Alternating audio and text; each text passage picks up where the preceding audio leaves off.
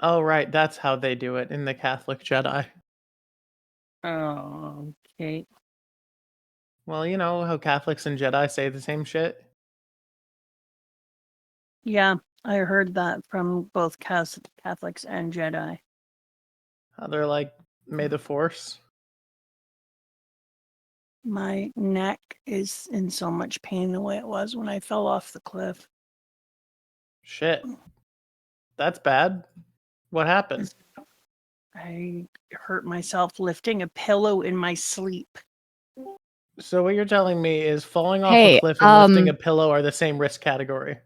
Yeah, I can apparently hear once you. injured your- Yeah. What? I can, yeah. In stream?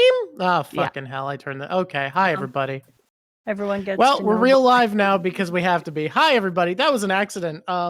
Luckily, we weren't saying anything rude. We were just talking about Mama's new neck injury.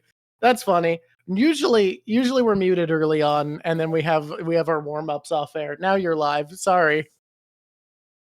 Yeah. Oh, am I muted? Everyone thinks Oh, I'm what's muted. great is remember how all my settings broke? They can't hear you. I need to fix it. So long story short, everybody, I updated my computer and it changed all of my sound settings, and I've been scrambling to get them back into place. Try talking. La la la la. Nope, that's not the right one. All right. Yeah, what I love when they just decide that my settings are new. Yeah, try again. Rawr. You're alive. There, we did it. We done it now. Somebody Give Bellamy wanted a to treat give Bellamy already. a treat. Did dog cam also break? Well, it's upside down for some reason, but there we go. Dog cam is working. Guys, great news. The update made dog cam not break. Hello, dog Cam. I love you, dog. He's a good boy. Hi, everybody. What's up? There we go. We did it. Now it's all good.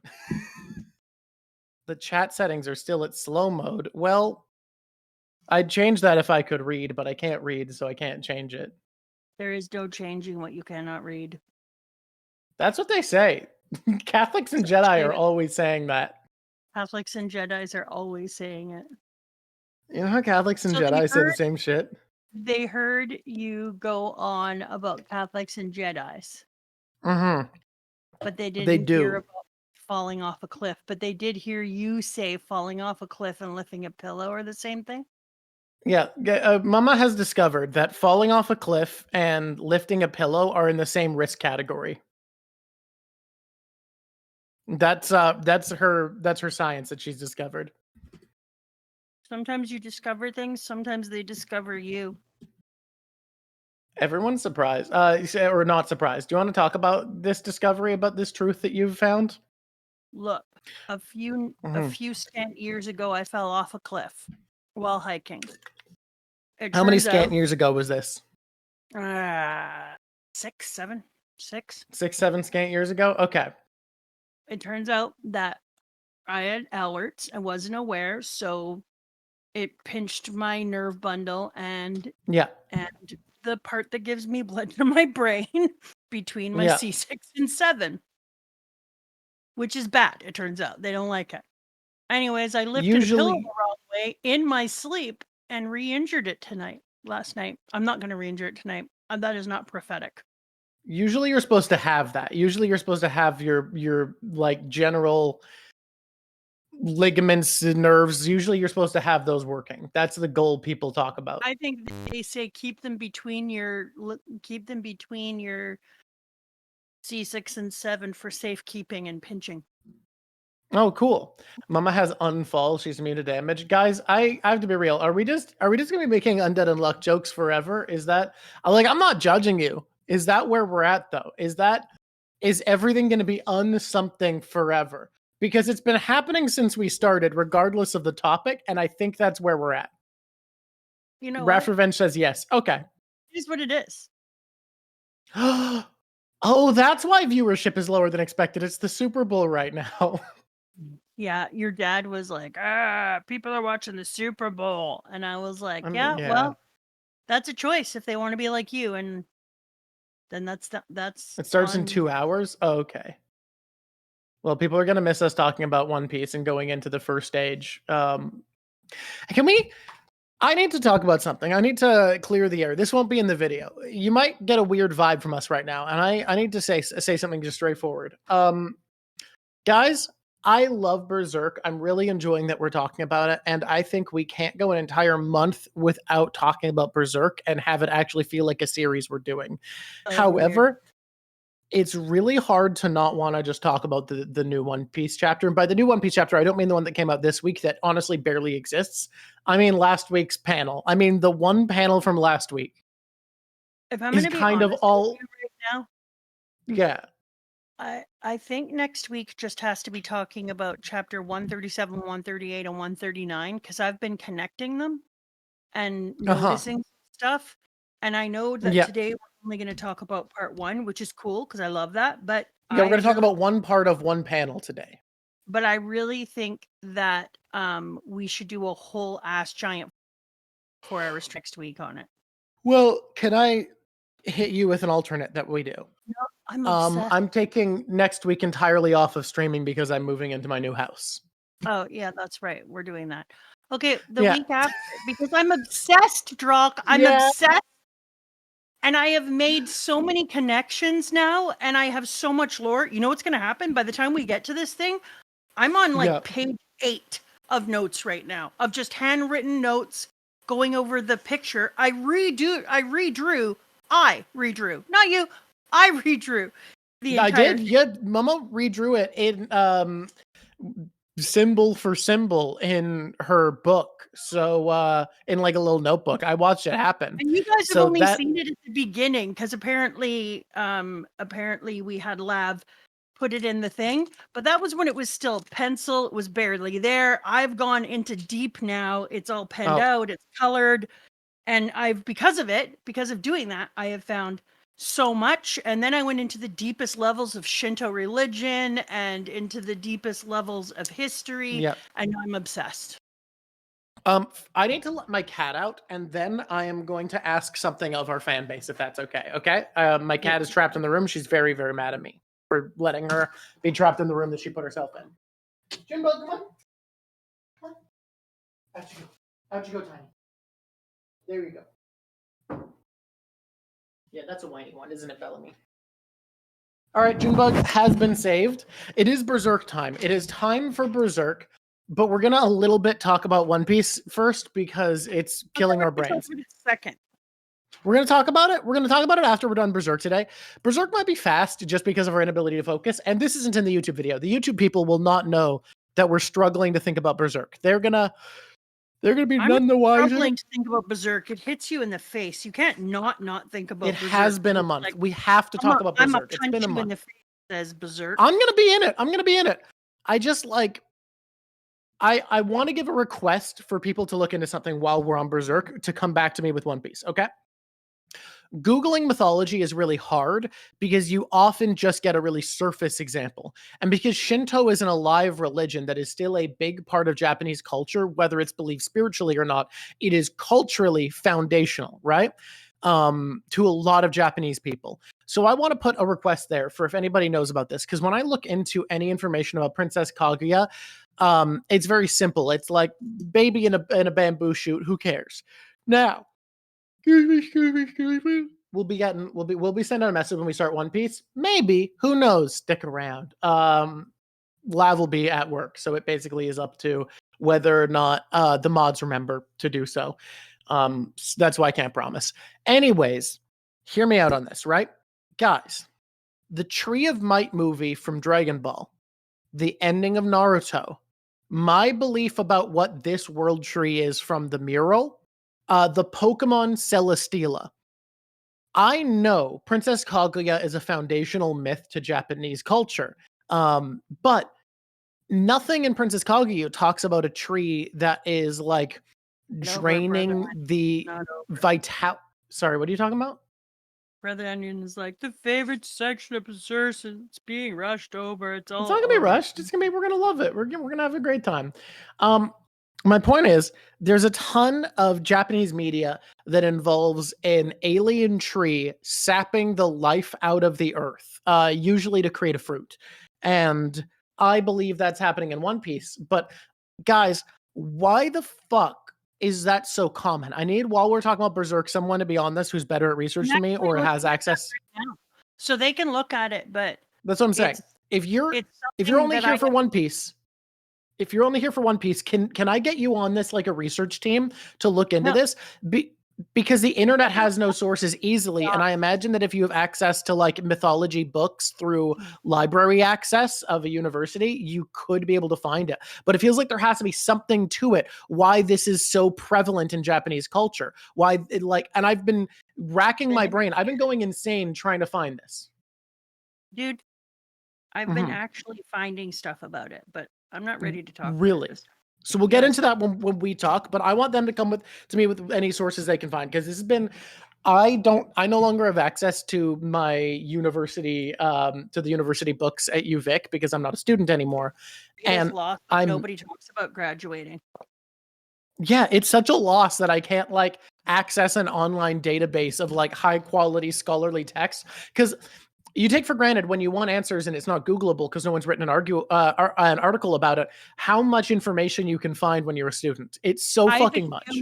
I have a human who works with me. I'm going to actually look into seeing if I can get an alumni account, Sam Fisher. It's funny you should say that, because I should do that too. I didn't know that was a thing. I have a human who works with me at my school who's currently in university. He's going in to be a teacher, and he works with me. You know him. I know him. They don't know him. His name's Christopher.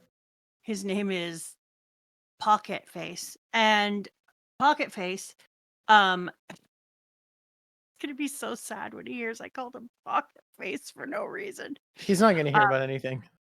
He doesn't watch this. He'll watch us. Has his own account, obviously. And so all the time with students in my class, like if I want my grade 12s to learn how to read journal articles, I can literally go on and get journal articles in like areas that they're going to graduate and go in and be.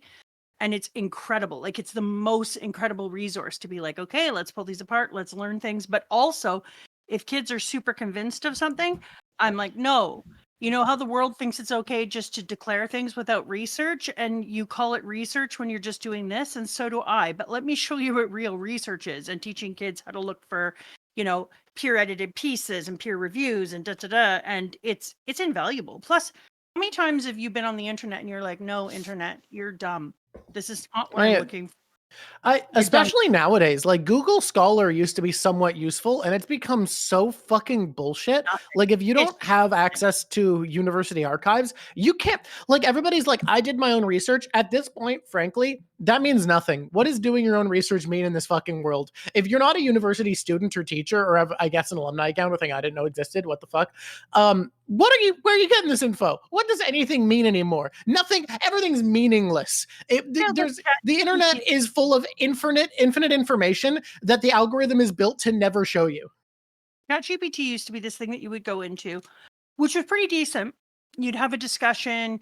You could use it to check your own thinking. You know what I mean? Like, you could have an argument with an idea you were having.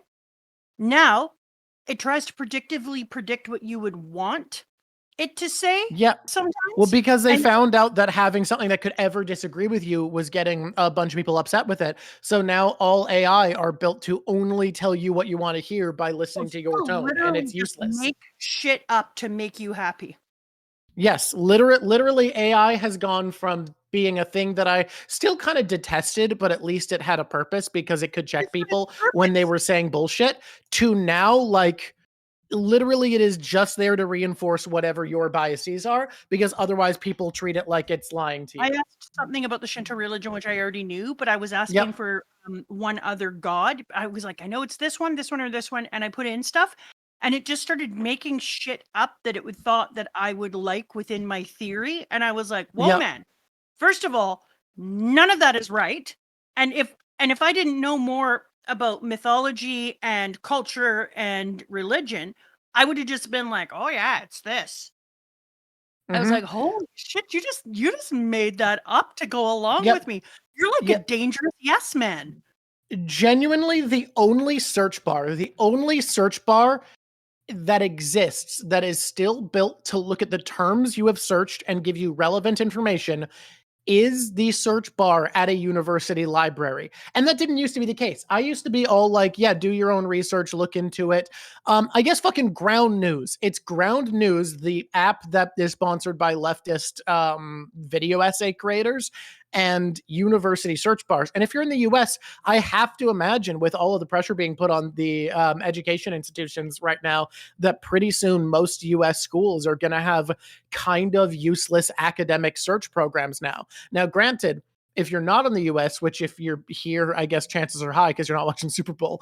You know, Americans here right now who are just on Super Bowl. Probably pretty good, probably pretty fine. But yeah, it's actually it's really annoying to have access to infinite information and have all of the algorithms meant to make that accessible become useless. Yeah, it's depressing. It still has its points. Like if I write report card comments and stick them in, I can make it edit, smooth, and check for grammar. That's good. But really, it's just become a very expensive, very ridiculous editing machine for me. I love the Americans.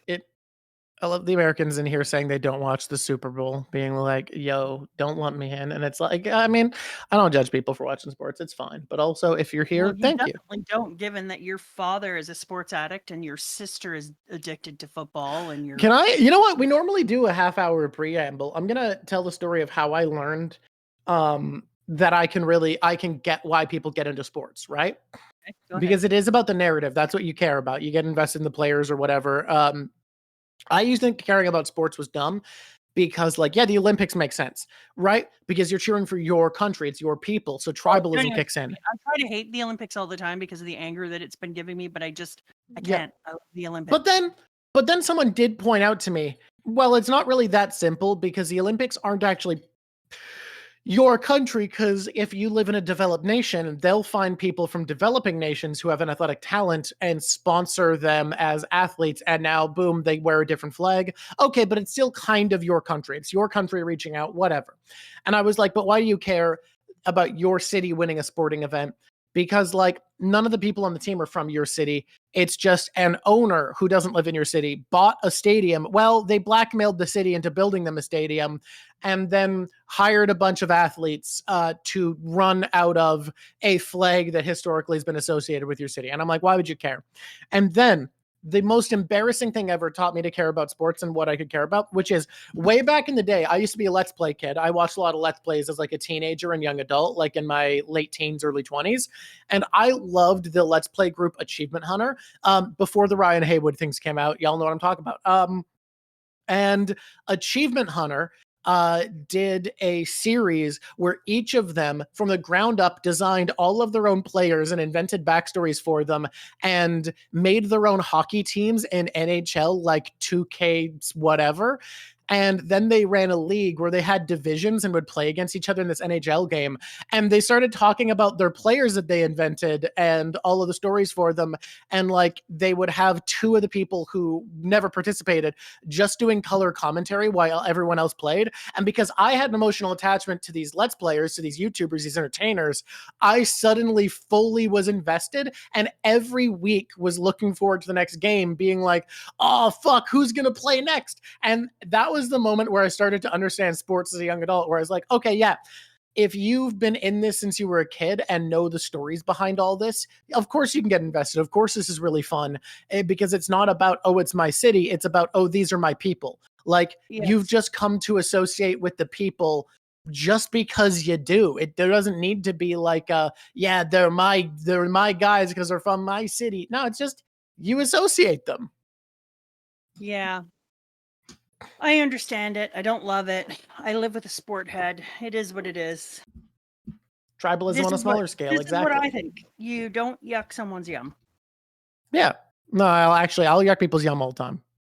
I don't. Tell me a hobby and I'll tell you if I judge it or not. Unless your yum is like racist or sexist, and I'll yuck the shit out of it. No. I'll judge a hobby. Give me a hobby.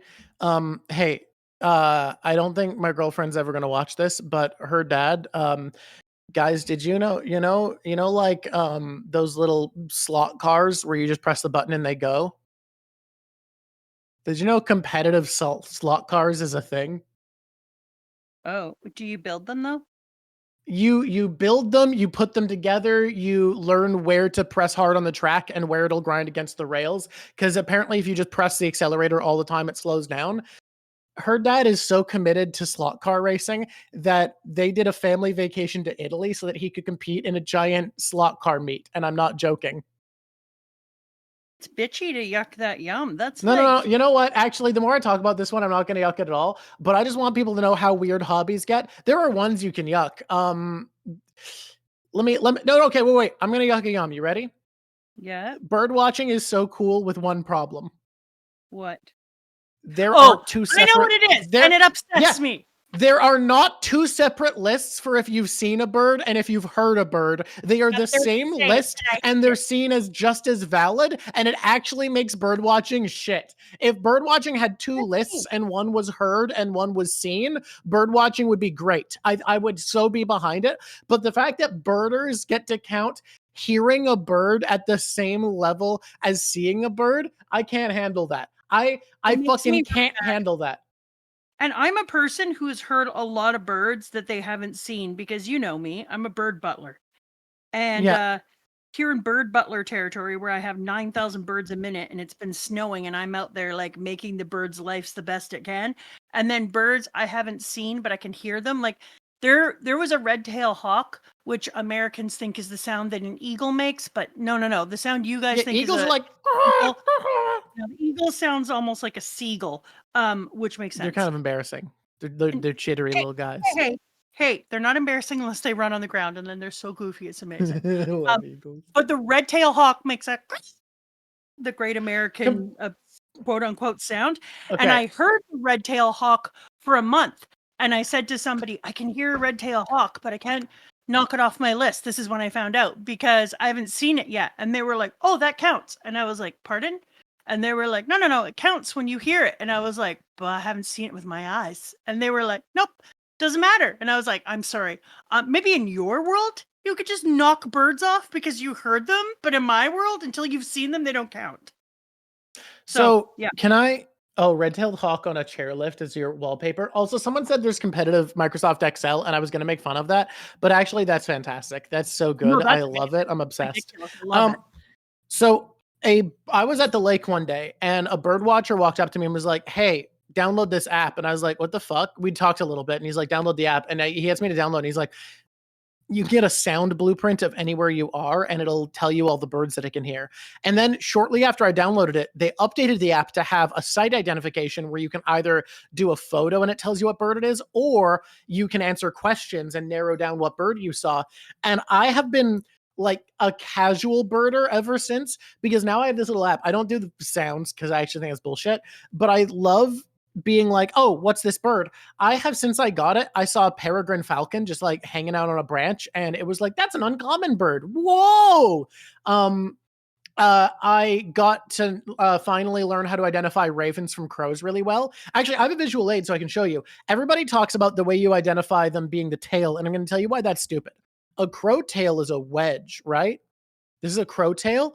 You see how it's a wedge?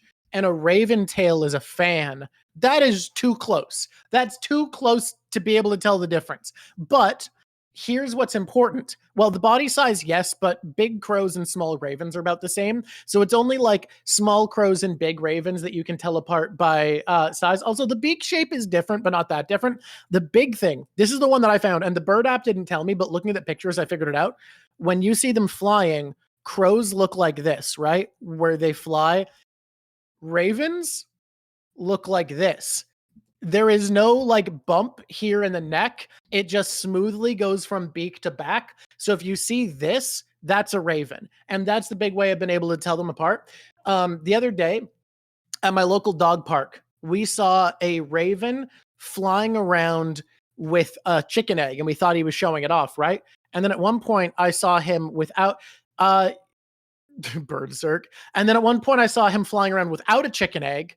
And I was like, okay, he must have eaten it finally instead of just showing it off. And then we watched as he slowly and meticulously flapped from branch to branch, hopped on the dumpster of the grocery store near where we were, and whoop, slipped in, popped out with a chicken egg, flew away, hit it somewhere, and just kept doing it.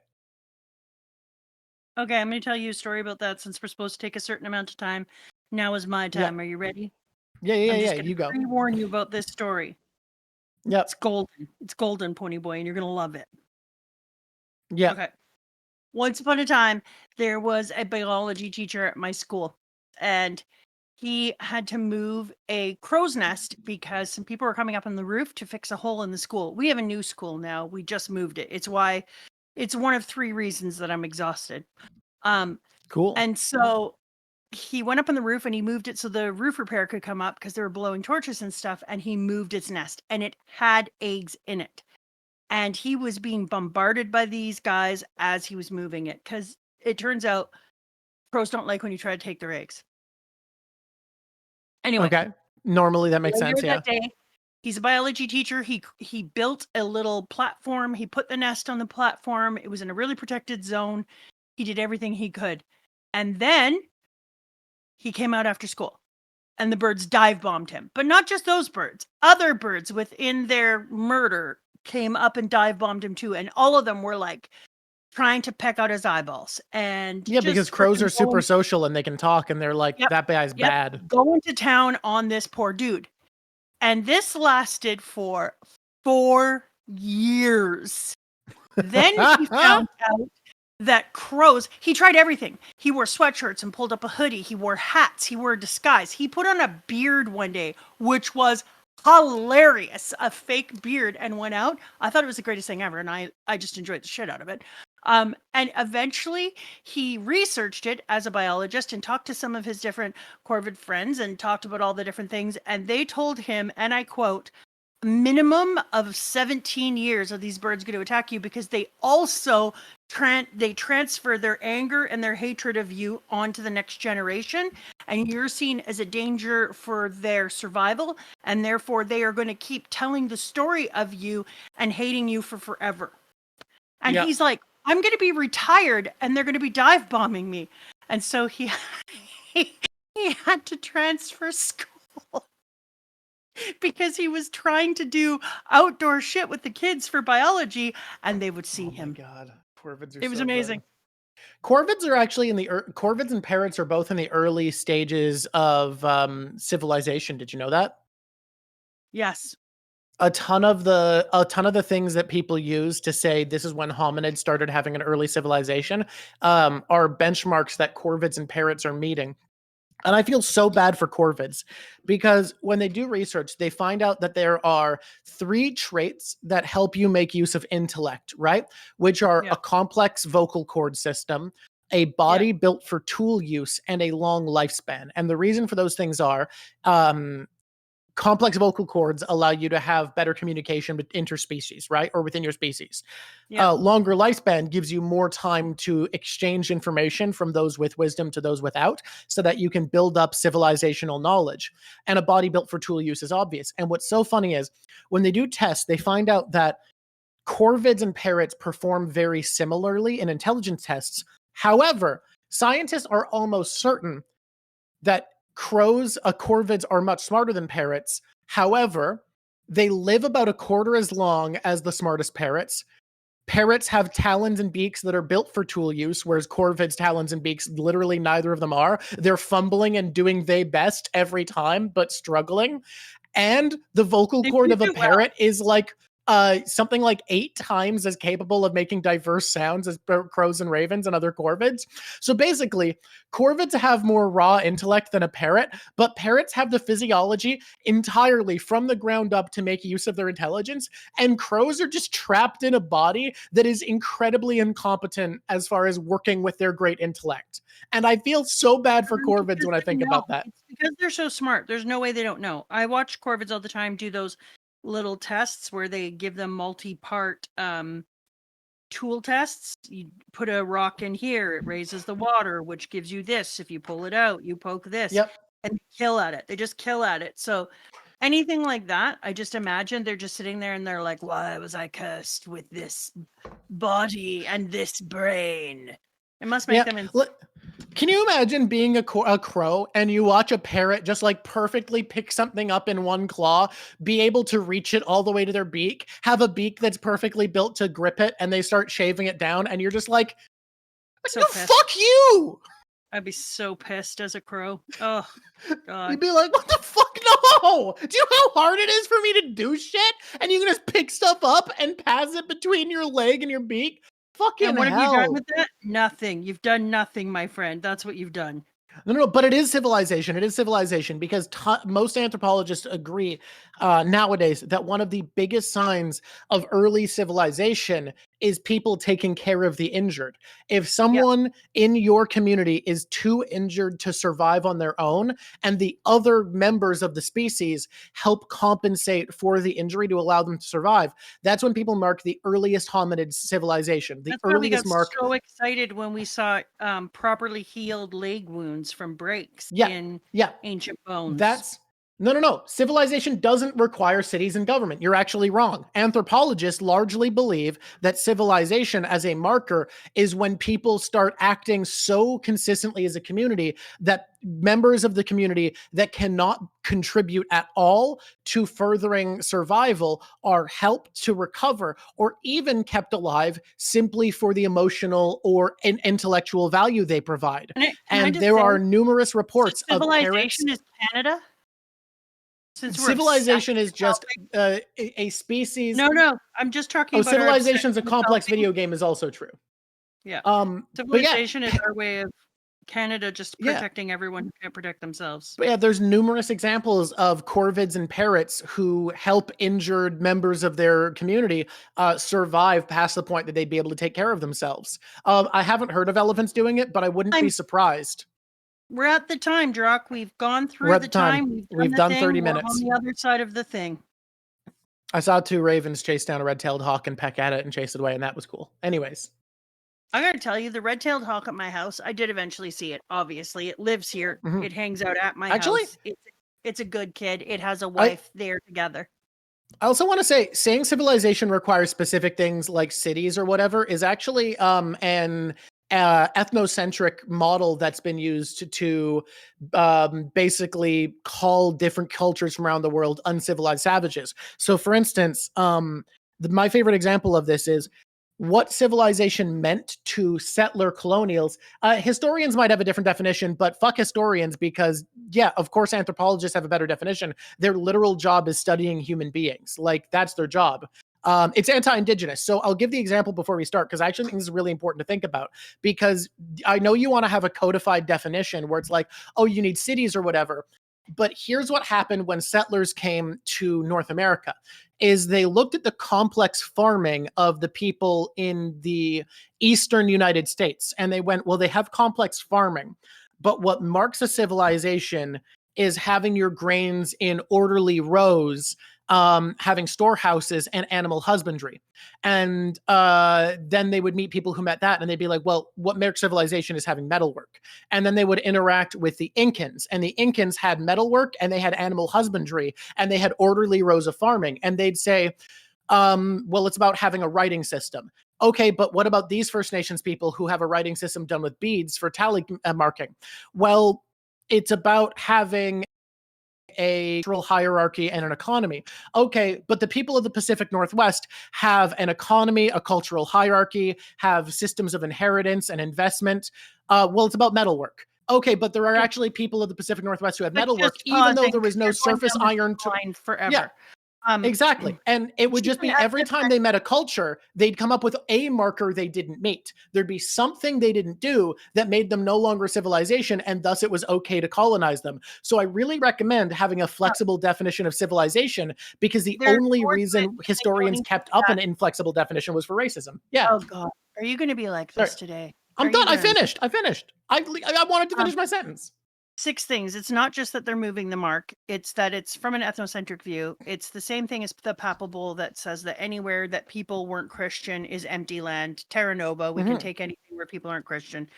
Don't look in Wikipedia, because Wikipedia are written by people, and people are racist assholes. So even if you look in ChatGPT, it's going to tell you that civilization is building cities and stuff. And then when you say that's an ethnocentric, then it'll go, you are absolutely right, challenging the ethnocentric.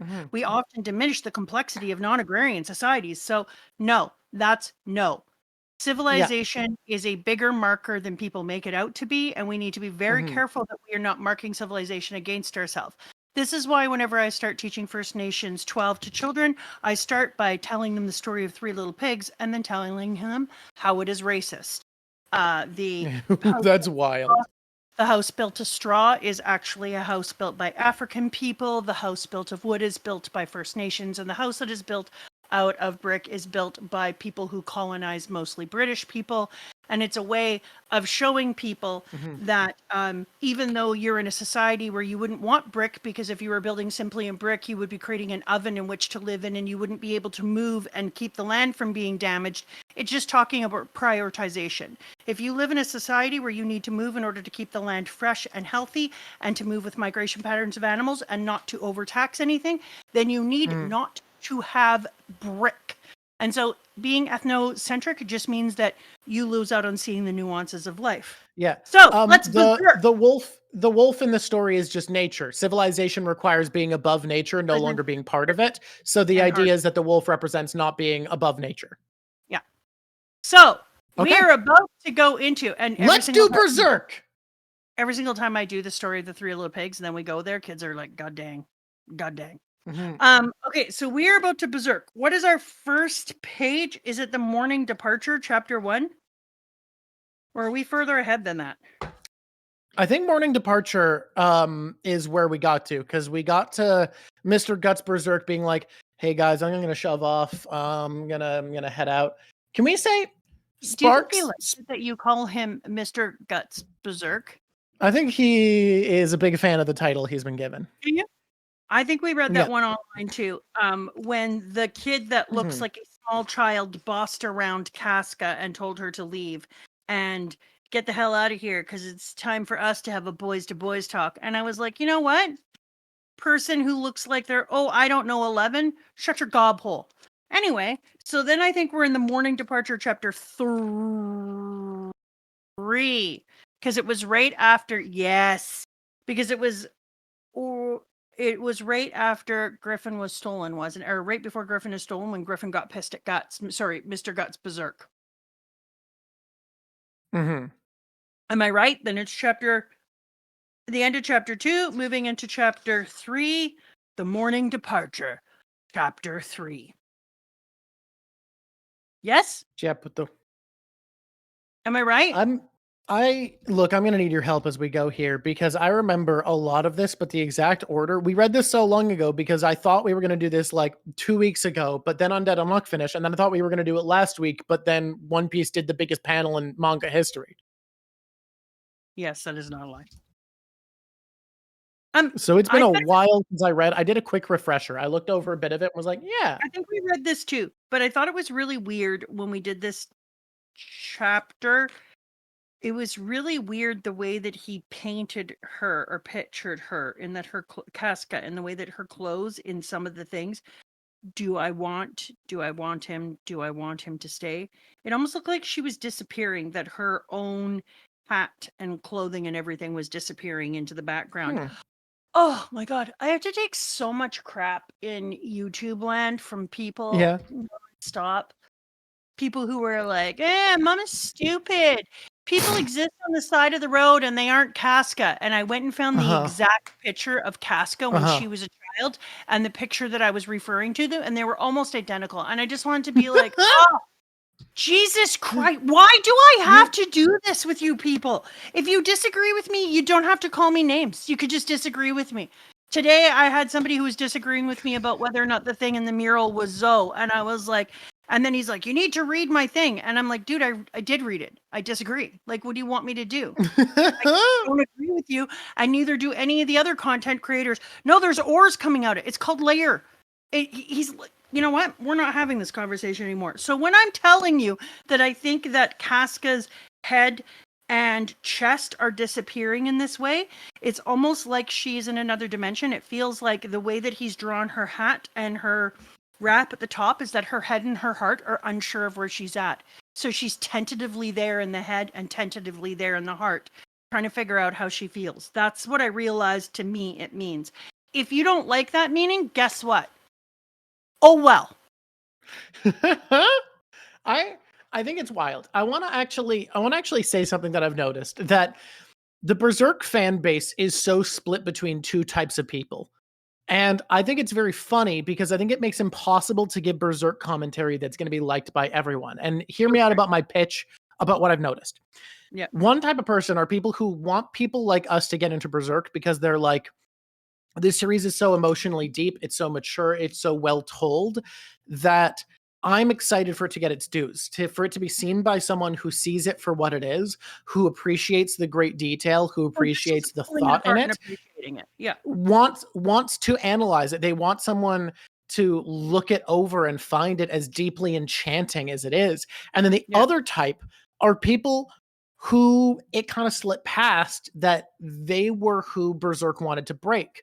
They were who Berserk wanted to kind of open up and make realize, hey, just focusing on being a badass and I'm the coolest is actually a shallow way of being. And all of what makes Guts a great character is this depth, is this nuance, is that he sees being an awesome sword boy who wins every fight as the least important part of himself and as often an obstacle to his masculinity as it is the crux of it.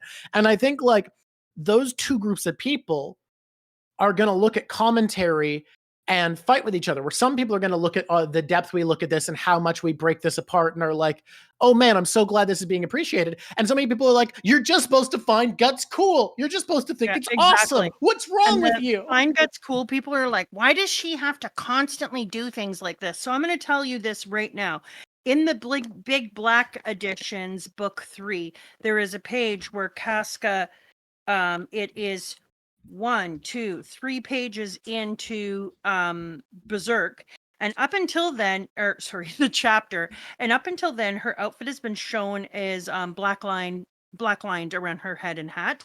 And in this one, he gets rid of it all, and it has tentative dots all around the edge of her wrap and her head. And it made me feel like it helped him create this moment where he was saying she wasn't sure what she wanted to do, and she said, "Is that what I wish? Do I want him to stay?" And she's thinking, and it felt like her head and her heart weren't fully there because she felt torn between these two people. And I thought that's such a beautiful read. I thought it was a really cool moment. And if you don't think that's a really cool moment and you're in YouTube, here's what you can do. Make a comment and help our algorithm. I don't give a shit. Okay. Hey guys, someone, don't put this in the video because it's not about this. Someone said it's like the same people who think One Piece isn't political. I have a crazy take. I think Grand Line Review lies. I've looked into this man and he is such a progressive and seems actually like very politically educated. And all the time he talks about how One Piece isn't political. I think he's lying so that Chuds will watch his channel because he's a good YouTuber. And I'm on to you, GLR. I'm fucking on to you. The man has a black wife in Australia. There's no way he's not politically in it. Like the man knows. I'm convinced. Anyways, we can keep going. Keep going. So when I got to this chapter, I already really liked it because when I got to this section of the story, I already really liked it because getting to see Casca in this way and having her breath is ephemeral, her outfit is as ephemeral as her breath, which to me says that the author was just trying to convey that feeling of feeling torn and not even in the place that you are. Not feeling grounded to your thinking because you're neither here nor there. And I thought that was a really good way of showing that. And then when we move on to his desire and he's poised, devout of precariousness, firm in his resolve, and they have their giant ass fight where Guts wins. Oh, can we just take a moment for Mr. Guts Berserk to high five himself in the face with joy? Because I love that he won here. So much about this. You called it. You called that we were in the moment of watching Guts become the main character again. Yes. And I want to talk about it with the panel we left off on, because I think that is the most thing ever. But the fight, we do need to talk about the fight. We need to talk about the fact that Griffith has been so in the game of politics and treating Guts as a weapon that he hasn't even noticed how much more dangerous Guts has become. And I love that this is the passing of the torch of Guts becoming the protagonist, because everything Griffith thinks about and talks through, Guts does. Guts in this moment is being the man Griffith sees himself as wanting to be. That's so brutal. So to happen, because when we are later on seeing him fight so hard against this person who is now demon blessed, because we have to remember that Griffith is only the person he is because he's given powers he didn't earn. And we know that now because we watched Gut earn those powers and take them from Griffith. But yes, you were the best. You are not. This is a world that tells us earn means something else. This is a world that tells us to give up your humanity, to give up the things you care about, is a way of earning them in the eyes of the god of this world. And I think it's so interesting that Guts and Griffith then parallel what God says counts as earning, because there is cost to it, and what a mortal man counts as earning. And I also love it because Griffith is intent on killing him. We know Guts won't kill Griffith, but we know Griffith will kill Guts because he literally says, if I can't have him, I don't care. He intends to move quickly and murder him. And Guts is like, you know what I'm going to do instead? I'm going to beat you. And I'm going to let you live with being beat by me. Do I want your friendship? Maybe. Not now. I need to go find myself. But listen to me. When I leave here, you will know you have been bested. And I will leave you alive with that. And I just think, like, nothing says, fuck you, like sit in your loss. I think and then something... when he leaves, take care. Oh my God, Bliss, he wrote it at the same time. He turns around. He's like, oh, did you lose? Oh, are you grabbing your wrists? Are you just sitting there sad? Okay, well, I'm just going to stick my little sword over my back and then take care. And then I'm also going to shoot my super, super pointy ear. Dude, there's... And you know for all of you out there in YouTube land. I have so much I want to talk about in this part, because, like, first thing I want to talk about is how I think, just looking at chat, I figured something out about Griffith that I've been reading a bit wrong. Where, you know how I said characters should be more multifaceted. There should be more depth to them. It shouldn't be as simple as I feel this one simple thing. I think I've kind of figured out something about Griffith. I think he was lying to himself when he said the type of person that could be his friend. It's pretty common for narcissists to not feel true friendship and be like, to make up reasons, to invent a reason you don't feel friendship. I think he wanted to be Guts' friend and felt bad that he couldn't and made up, I need someone to be my equal to be friends with them. I don't think that was true. I think he just can't feel friendship and wishes he could. I think that's what it was. I've known a few narcissists, and it's kind of like we've been talking earlier about moving the racist line around so it suits you. Because it turns out that's all narcissism is just moving the goalposts all over the place so that you can be like, oh, no, now it's over here. No, now it's over here. And that's all this is just goalpost moving. Yeah. And he thought that he could... He thought he could have a friend if he had someone who equaled his ambition and his character. And that's not actually true. It doesn't do anything. And yeah, I think it hits him at like a ton of bricks here too, where he's like, no, I don't want an equal. I don't want anyone to be up here with me. That isn't okay. That's not allowed. I love it. Having Casca scream after him and be like, "Guts!" and then it shows him just continuing to move. But when we're talking about those small moments, there's a panel where his head is held high. She screams. We know she screams because it's the exact same view, but his head is lower, like he was lifting his shoulders and trying to steel himself against her voice and against the fact that he knows secretly he's in love with her. And he feels like he is choosing for her, which is a bullshit thing that I don't like when people do, when they're like, I feel like you're slightly torn, but I will choose for you. But regardless, he did it for himself as well. So whatever. Yeah, that's why I'm actually okay with that trope, I've come to realize, because it's like, okay, if someone isn't sure, you're allowed to be certain and not want to wait. You're allowed. Okay with the trope. I'm not okay with it in real life. Okay. In real life, someone's leaving you on the back burner, you're allowed to cook. Should be more willing to be confrontational in that. I think that as a person who made it their 1 year, I made being more confrontational my New Year's resolution, and it changed my entire existence. rather than keeping things inside of myself and not saying them when I'm upset, but also keeping things inside of myself and not saying when I'm happy or I admire something or I have a boundary that's important to me. I just decided that controversy got a bad rap. It's game changing. It changes your entire life. So, in real life, as a trope, I like it in a piece because it helps you to cut through a bunch of the miasma of narrative telling.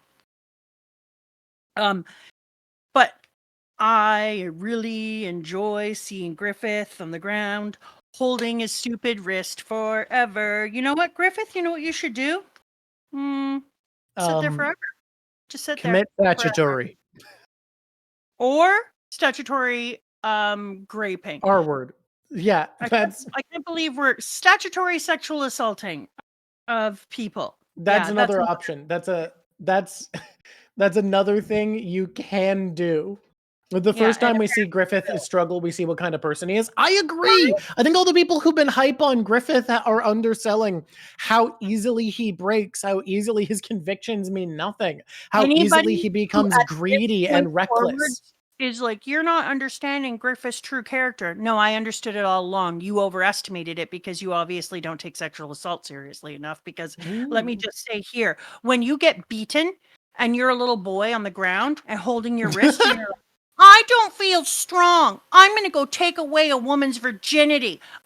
Your character's shown all along. So, when he starts walking away and he goes, it's all right. It's like stumbling on a rock on the side of the road. It's a petty small thing. The place you want to go is more distant further off. So it's all right. You'll stand up and you'll start walking.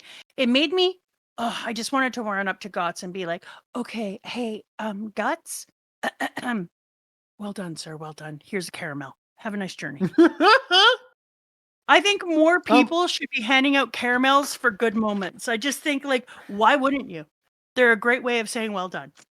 The other thing I wanted to talk about here is if I have any critique of Berserk so far, as far as its writing quality, we see three of the most compelling, most interestingly written characters in fiction in Guts, Casca, and Griffith. Would you agree?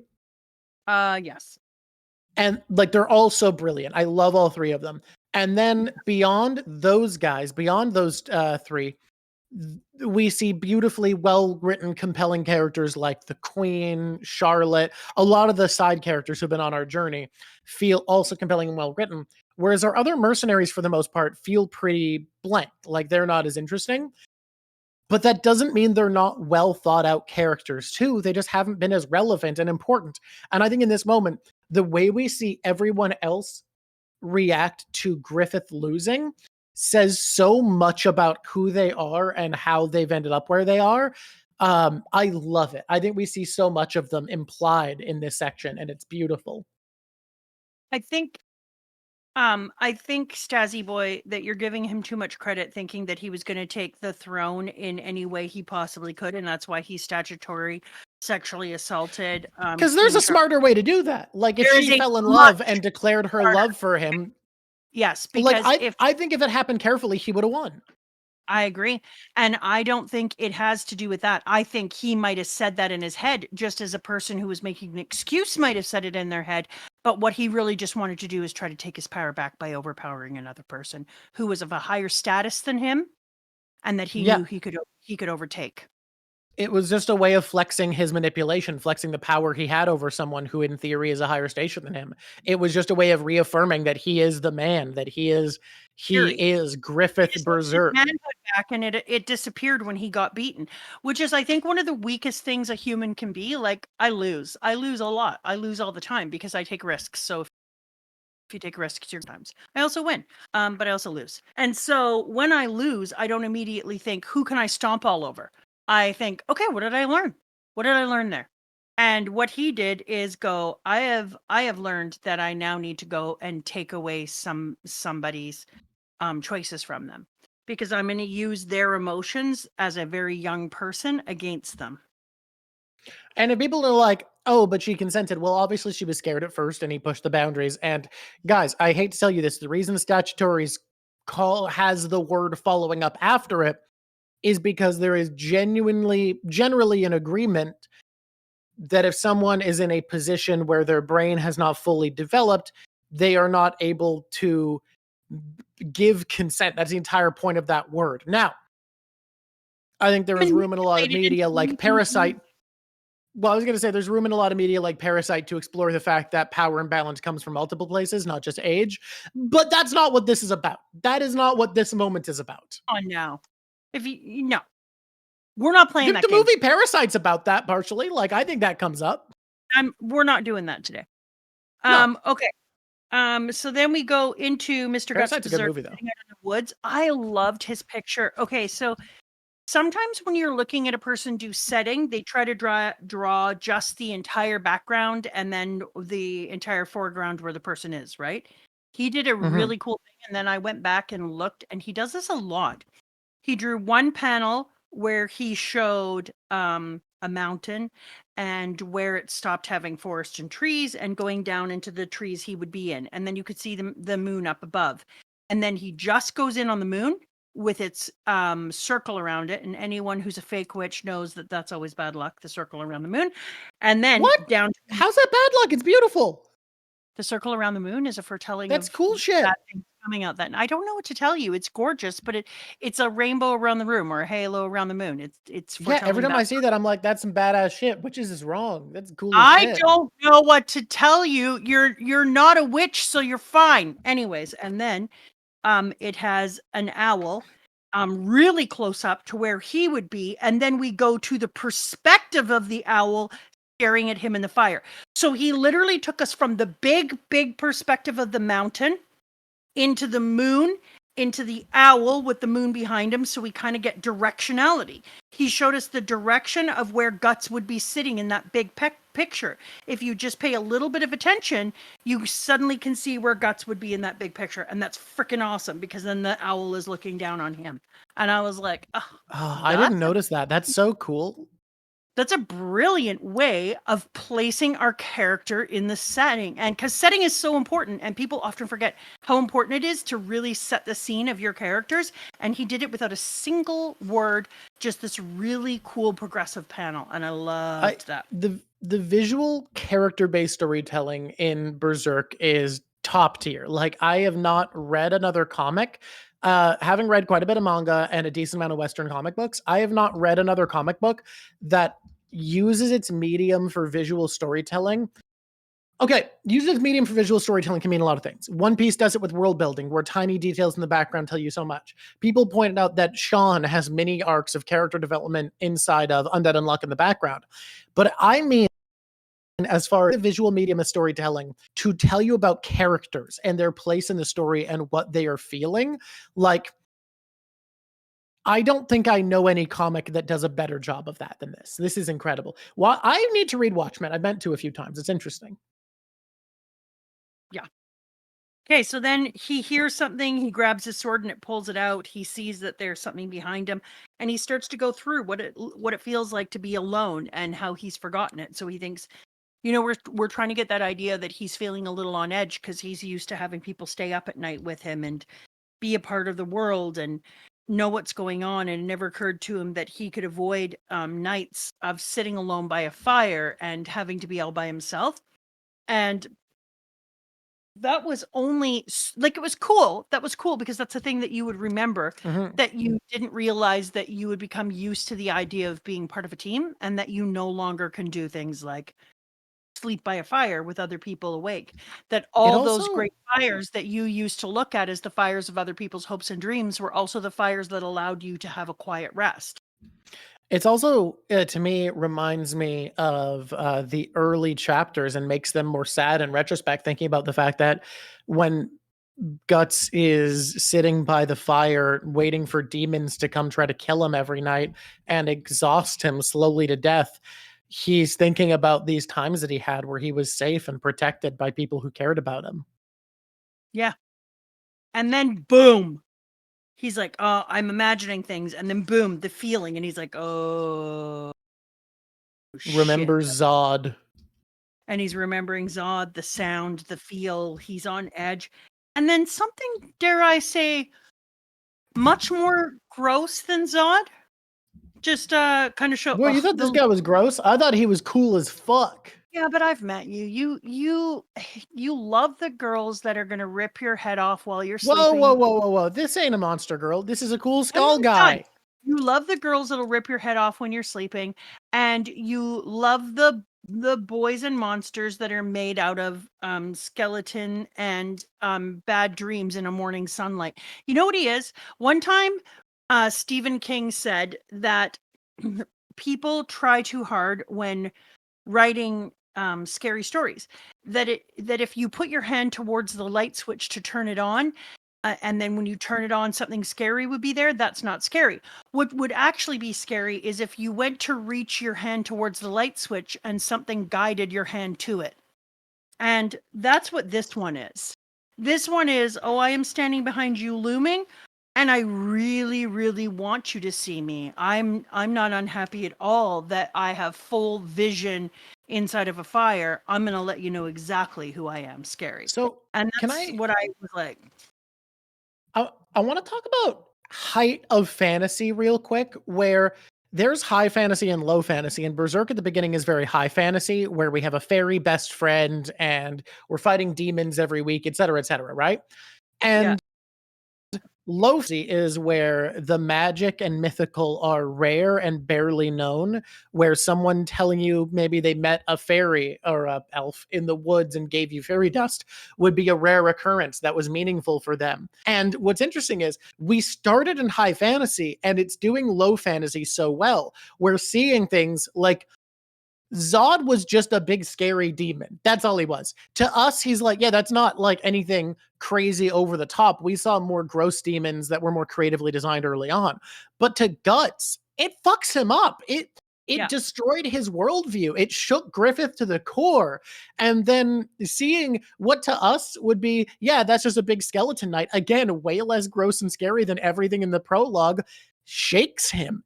Despite him being this tough man who can kill 100 soldiers and survive, barely. It's early days too. He hasn't gone through all that other shit yet. But that's what I love. I think it's so rare for something to start high fantasy and still be able to pull off taking low fantasy seriously so well that like this Guts is shaken by these things that are pretty shit out of me, and I'd already seen the scariest scaries and scary. Fair. I thought they were way less scary. I thought this guy was way less scary than what we saw early on. Snake Lady, way scarier than this dude. Was his just some guy.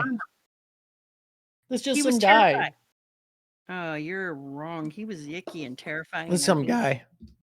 Oh my god. If that showed up in the forest with that face and that head, and keep in mind that the spiky things on his head aren't a crown, that is his head. Oh. And yes.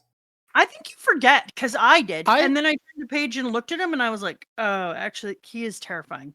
Well, but that's where I was at too. It was Guts' reaction that made me realize, no, if I saw this, I'd be fucking terrified. The fact that Guts took it seriously and wasn't just like, but I'm a big, strong guy, so I didn't afraid. Instead, he's like, so back when those UFO videos were being leaked, that turns out were probably just a glitch because all those UFO sightings went away when they updated the camera software.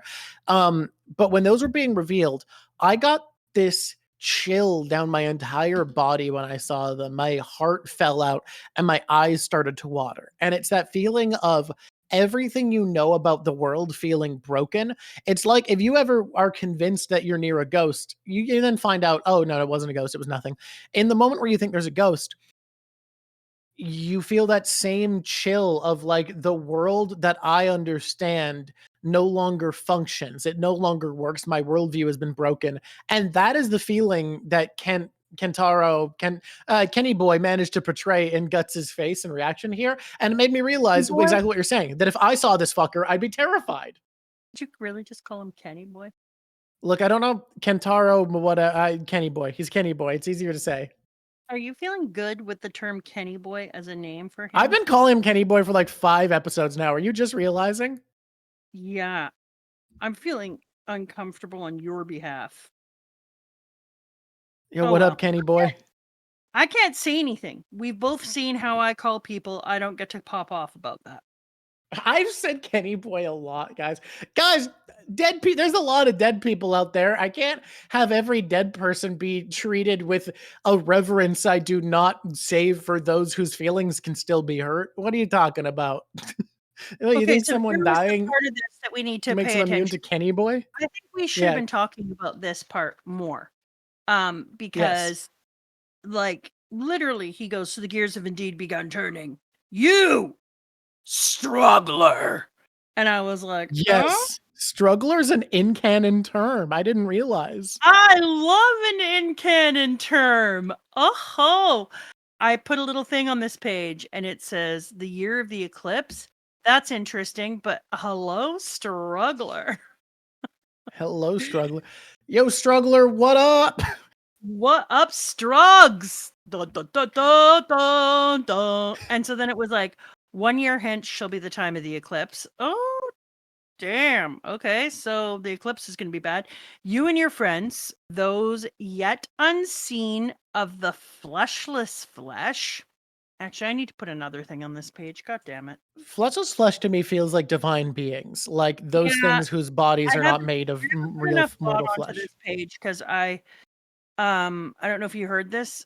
My entire 80-year-old school just moved into a new building. It's been a time. Moving a school that's 80 years old, turns out it's a thing. So I bet Europeans hear you say that and they're like, your school's less than 300. That's insane. But European came to Canada and realized our school was never built to make it to 80. Actually, holy fuck. 40. Holy fuck, you just pointed out something that I never thought about before. Europeans shit on us for how badly built our buildings are and how they're all so young and whatever, right? Mm-hmm. Think about it this way. They probably built a lot of shit buildings too, but those ones fell down. And if if your civilization is building stone buildings long enough, eventually you're only going to have the really well-built ones because those are the ones that didn't fucking fall down every 3 years. I got to tell you though, when you go to Florence and you stand at the bridge there and you realize that this has been through so many iterations and these tiny shacks built on the bridge that people lived on are over 800 years old, it kind of really puts life into perspective. Your dad and I were talking about how if you live in Europe, maybe it's easier not to be kind of can I use the K word? Can we bleep it out? It's easier not to be a cunt if you live in Europe because you remember that you're not that important in comparison to everybody else because you look at all those buildings all around you and all the evidence of history and people and you realize I am just but one spittle in the history of the universe. It is. I am talking about the philosopher cunt. And so when you realize that, you become less of a dick. You really do. And then when you're here and buildings just fall down all the time, and it doesn't feel as long or as permanent because you see it only in a Western way and not in an indigenous way, and you're not looking for the evidence in the world, then you can really feel like you're way more important than you are. And I think that's a very interesting thing. So if this were to be true, it would mean that the place on Earth that tears down and rebuilds buildings, making them the least permanent, there would be worse behavior and ethics than any other city. And I'm going to leave it to chat to decide as we move on. And I'm going to tell you that the city on Earth that tears down and rebuilds its buildings the most often is Las Vegas, Nevada. Let's move on. Okay. So 1 year hence, we're getting ourselves an eclipse.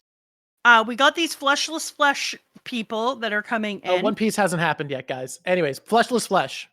Fleshless flesh. And that half of yours determined to rule shall all be gathered in that place. A torrent of madness, a tempest of death, from which the human body could never atone, shall sweep over you. The human body not being able to atone... Yeah, I don't know. It really feels Griffithy, you know? But take heed, struggler. Oh, wait, struggler. Here's what Skeleton Dude does. Skeletor waddles up to the scene on his good steed. I was gonna make this joke. Yeah. And he's like, yo, what's up, struggler? Hear me out, peeps. 1 year hence shall be the time of the eclipse, and your friends of the flesh as fresh shall rule the gathered in that place. A torrent of madness and tempest and death which waits the human body can never atone. Word. And then Guts is like, what the hell just happened? He's like, oh wait, take heed. Be me out camping, literal first night by myself in years. Quiet night, get a spooky feeling. Big skeleton man behind me, think I'm gonna have to fight. He just says some cryptic shit, refuses to elaborate, says take heed, leaves. But take heed, struggler. You were born from a corpse and began your life from death in the mud. You are closer to death than anyone. Thus, you excel in escaping it. Okay, well, thanks. That's a great little afterthought after all that other scary shit about the fleshless flesh and the tempest that no human body could atone from. Struggle, contend, wriggle. Oh, he called you a worm, Guts. He called you a worm. That alone is the sword of one who confronts death. Never forget this. Why you be helping Guts out? Like, here was my question when I was reading this. Like, he was like, all of these terrible things are coming, blah. And then look, I have a prediction about why him and Zod are helping. But if I say it, I have to hint at the last panel. Okay, well, let's not get there then. And so I was like, okay, this is all great.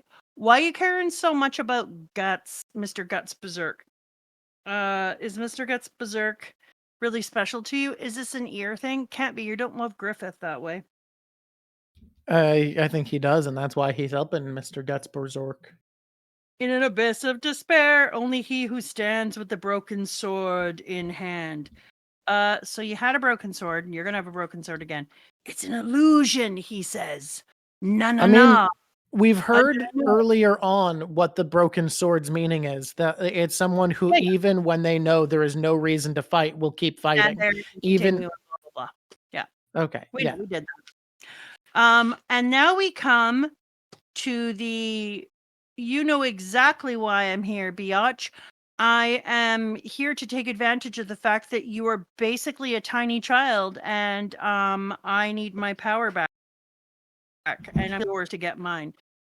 And okay, that's what happens. And then who shall see that? I'll tell you. Who sees what? The fornication. Okay, I thought you knew what we were talking about. Okay. Yeah. The innuendo of the chapter name? Yes. And then who shall see the fornication? Why, it shall be none other than a maid. It's always a maid. It's always a maid. The maids are always up to no good, sneaking, snooping. A little girl I'm not gonna follow in the look. The thing I was gonna say, too clippable. We got to move on. Bye. So clippable. You know what is and he knows exactly what he did, because when he is done statutory sexually assaulting her, the look on his face is like, oh, holy shit. Oh yeah, this isn't the face of everything is according to Keikaku. The face is, I done jumped the gun on this one. Griffith made an oopsie. Yeah, it is very not. Yeah, that's exactly what I should have done. Like, don't get me wrong. If everything went according to plan, eventually he would fuck the princess. That was his plan for sure. Yeah, for sure. But it was going to happen when he so that he could move up. Yeah, it was going to happen after he arranged a hit on her father, and then he saved her father and her, and then she announced her love for him, and in a moment where he literally owed Griffith his life and had no choice but to be like, I would lose face with the people around me if I did not relent to this. That is probably how things would have gone down had Griffith gone with his plan the way he wanted. Yep. That's not what happened. He's also bad in bed. Whoa. I said it. You heard me. I mean, I don't think we have evidence. Panels and tell me any of the panels that are not just about his pleasure. I mean, I dare you. I'm also going to tell you, it depends It depends. Listen, we can move on. It's just that some people like a partner who's more selfish, and some people like the opposite. And but there wasn't a conversation about that, so we can't really. He has had no conversation with the person. There hasn't been a conversation about what people's agendas are. Yeah, no.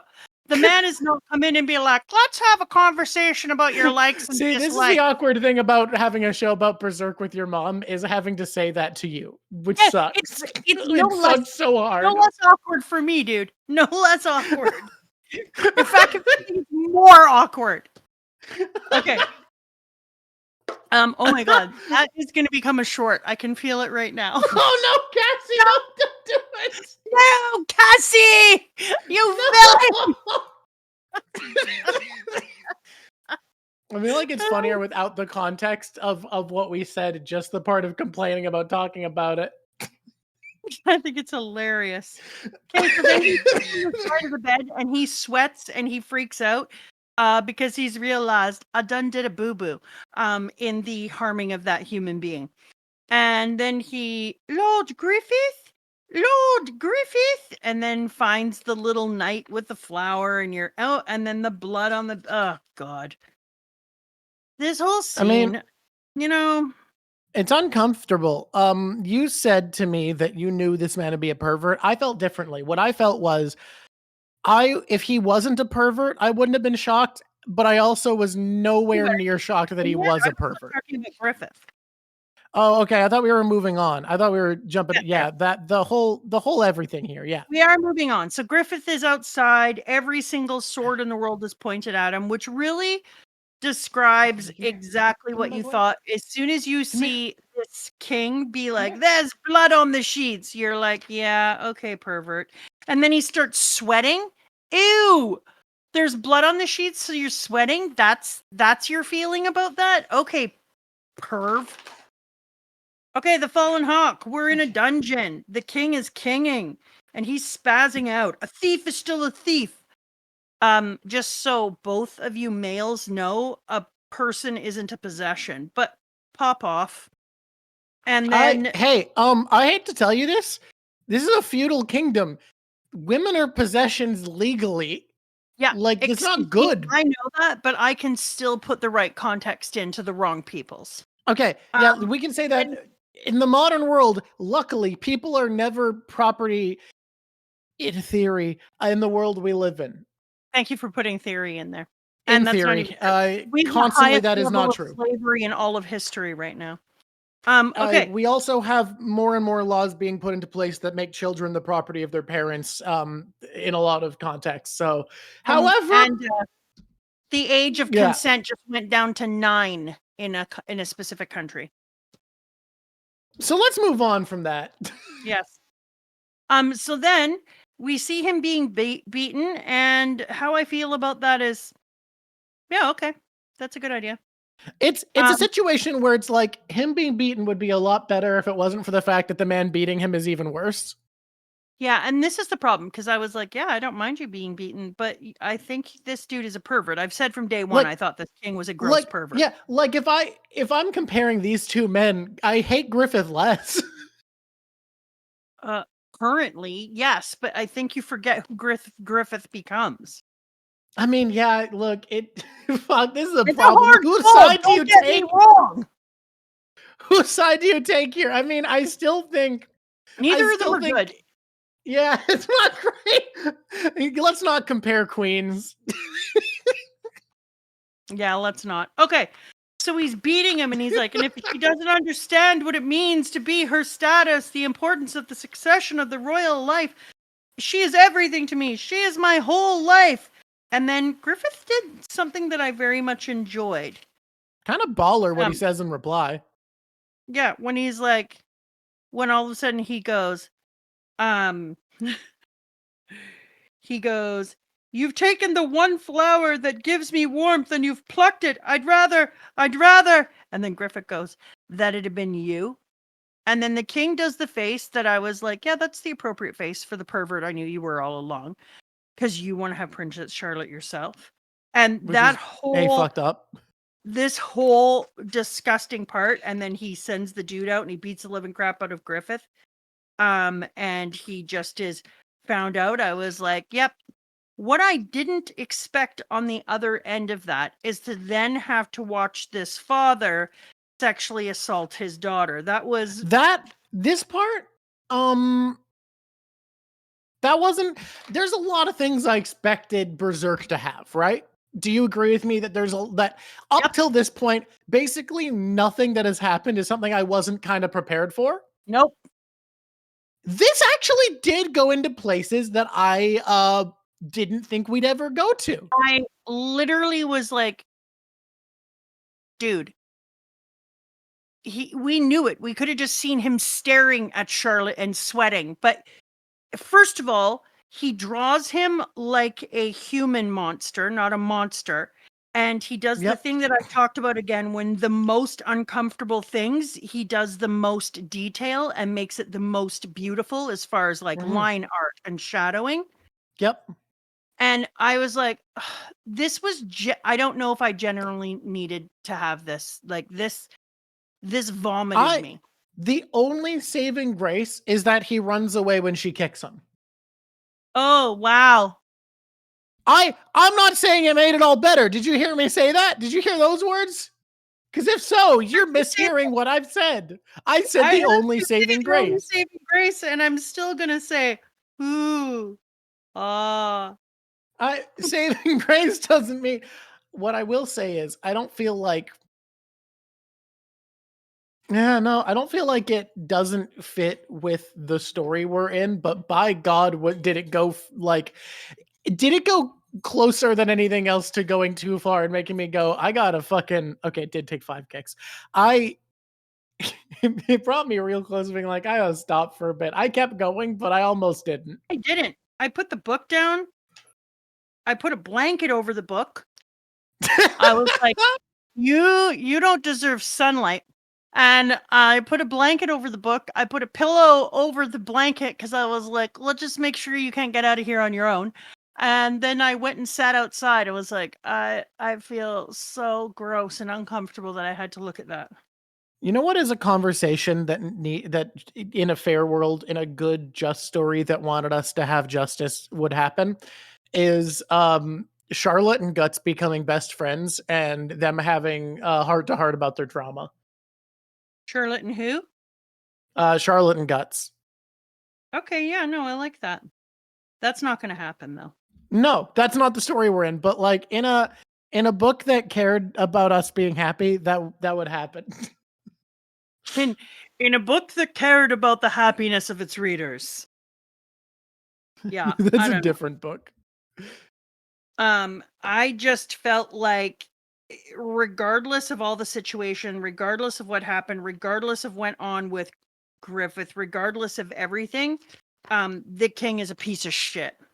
Yeah, I'm excited that Guts is probably going to murder him. Oh my God, we do have that to look forward to. You are right about that. I hope Griffith isn't who kills him, because like, fucking don't give him a win. Yeah, no, Griffith doesn't deserve it. All I got to say about Griffith is your years of imprisonment, or your year of imprisonment. Is it 2 years? I think it's been a year. Over a year or something. It's still not enough. Because I know what you do. Oh, no. I saw what Someone you did said.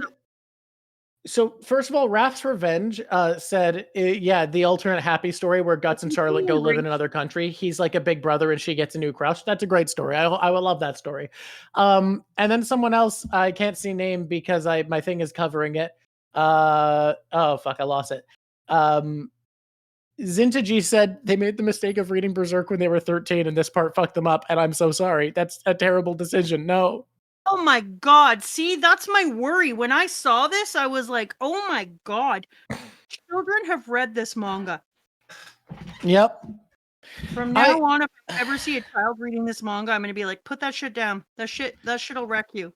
You don't read that shit.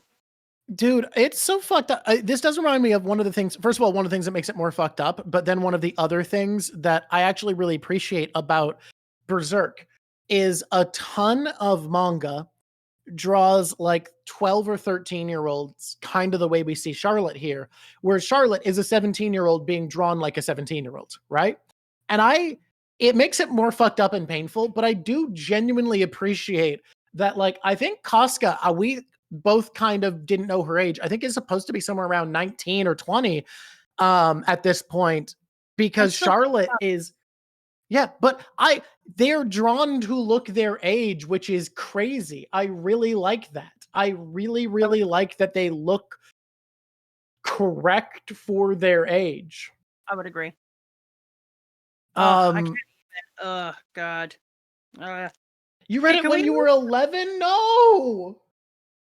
What? No. You were 18 and still traumatized? Oh my God, dude. 1,000 and I was still traumatized. Welcome, strugglers. Cruddy piece of shit crawled up the bed and I was like, I wanted her to kill him. I wanted her to like pull out a knife and fucking stab her dad. Would that be nice? Let's hope for that. You know what? If wishes have fishes, that's mine. Dude, poor Princess Charlotte. She went from like things being pretty all right to having just the worst time in the book Berserk. Yeah. I also think that it's ridiculous that he draws women covering their chests so that it puts their boobs together. That's so male core. Like, it is possible to cover your boobs with your arms. Every woman has actually done it. All right. She beats up her father eventually. He's the grossest thing, but not before he attacks her multiple times, does a bunch of terrible stuff. Oh, God, I can't even look at that panel. I'm going to move on. Okay, and then he's bleeding, and that's good. I wish he'd bleed more. Oh.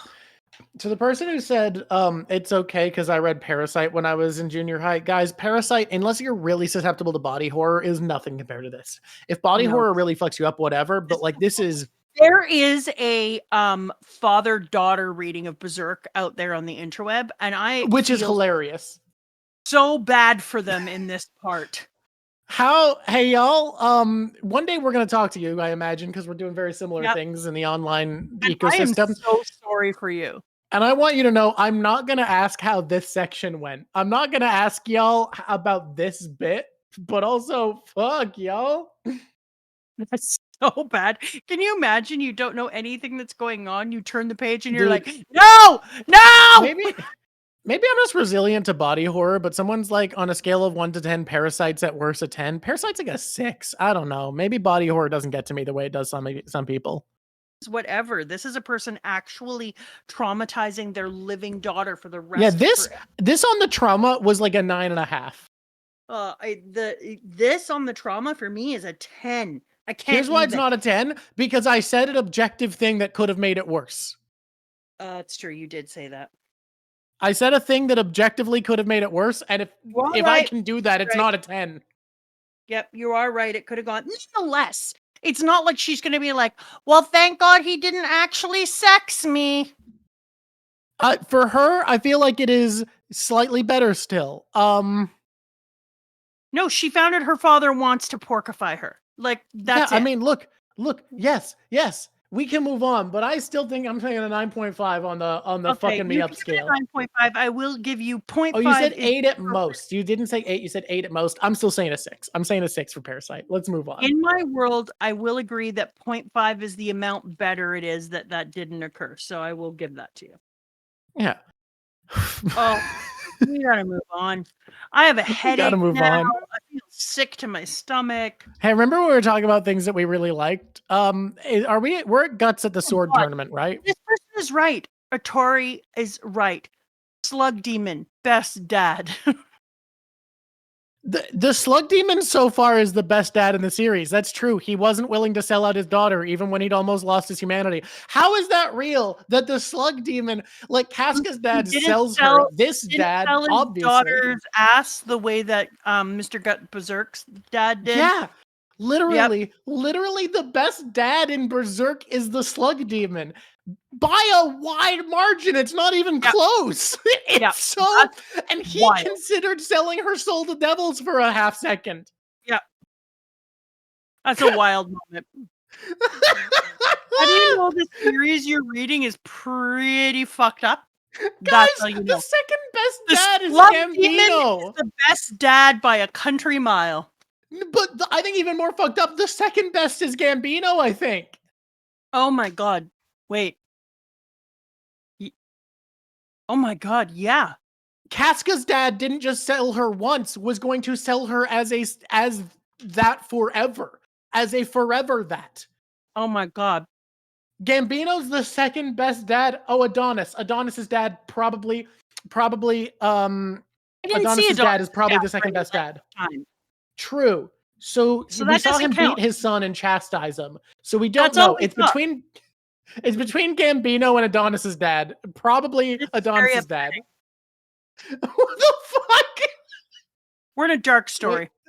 If it turns out Zod is Guts' dad, Zod gets second place. I don't know. Here, let me just say, congratulations, Slug Demon. You've just won Dad of the Year.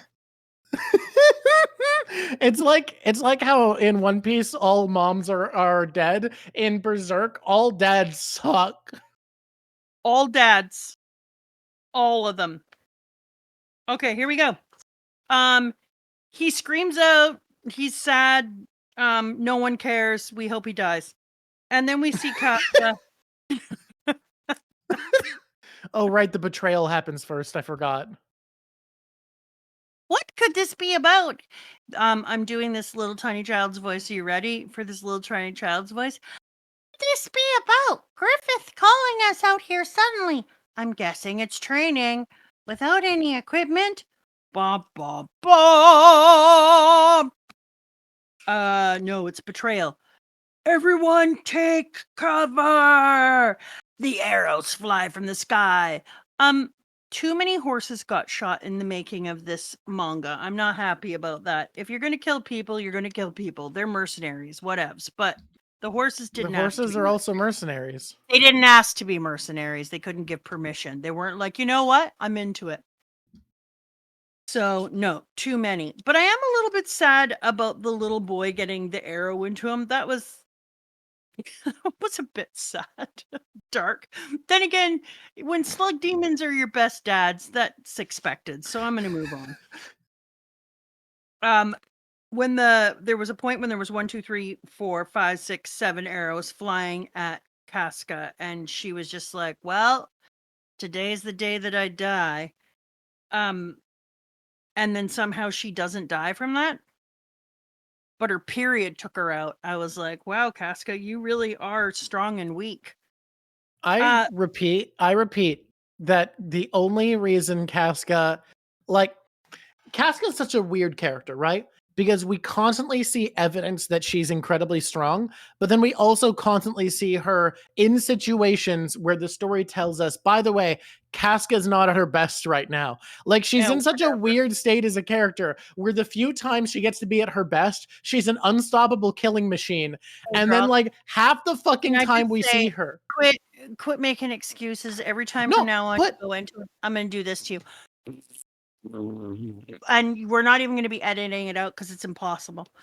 But isn't that real? Think about how often the series is like, hey, just so you know, Casca's in a bad way right now. We're not looking at peak Casca. We're not looking at base Casca here.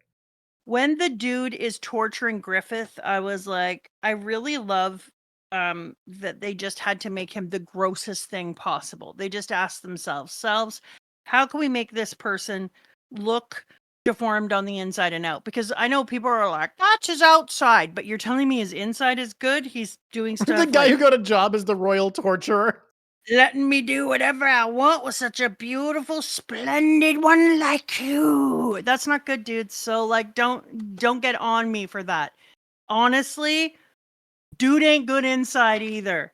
So whatevs. I like that when he tries to take, what was it called? Balahat. The royal torturer. I think it's Behelet is what they said. Balahat. When he sure. It won't stay with him. It's like, nope, you suck inside and out. And I was like, Balahat, you don't look any better than him. And then it was like, oh, rude, and ran away. So, yeah, the Behelet running away. It's gone. That was a very Lord of the Rings moment. Let me prove it to you. It just needs one thing. Are you ready, folks? Follow to be along found in a with creek me. by hobbitses. Nope. Are you ready? Are you ready? This much torture, and you haven't made a peep. See? It's Lord of the Rings. My precious Griffith. Yeah. And then the Balehat runs away. This guy is really messed up, and I'm from a demon world. Okay, we're out of there. Here we go. We're in a castle. It's a tournament. Side note. We are in a castle and it's a tournament. That's so true. Side note.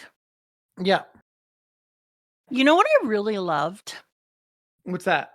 What's up? What do you love? It was this movie about knights. It was called A Knight's Tale. Okay.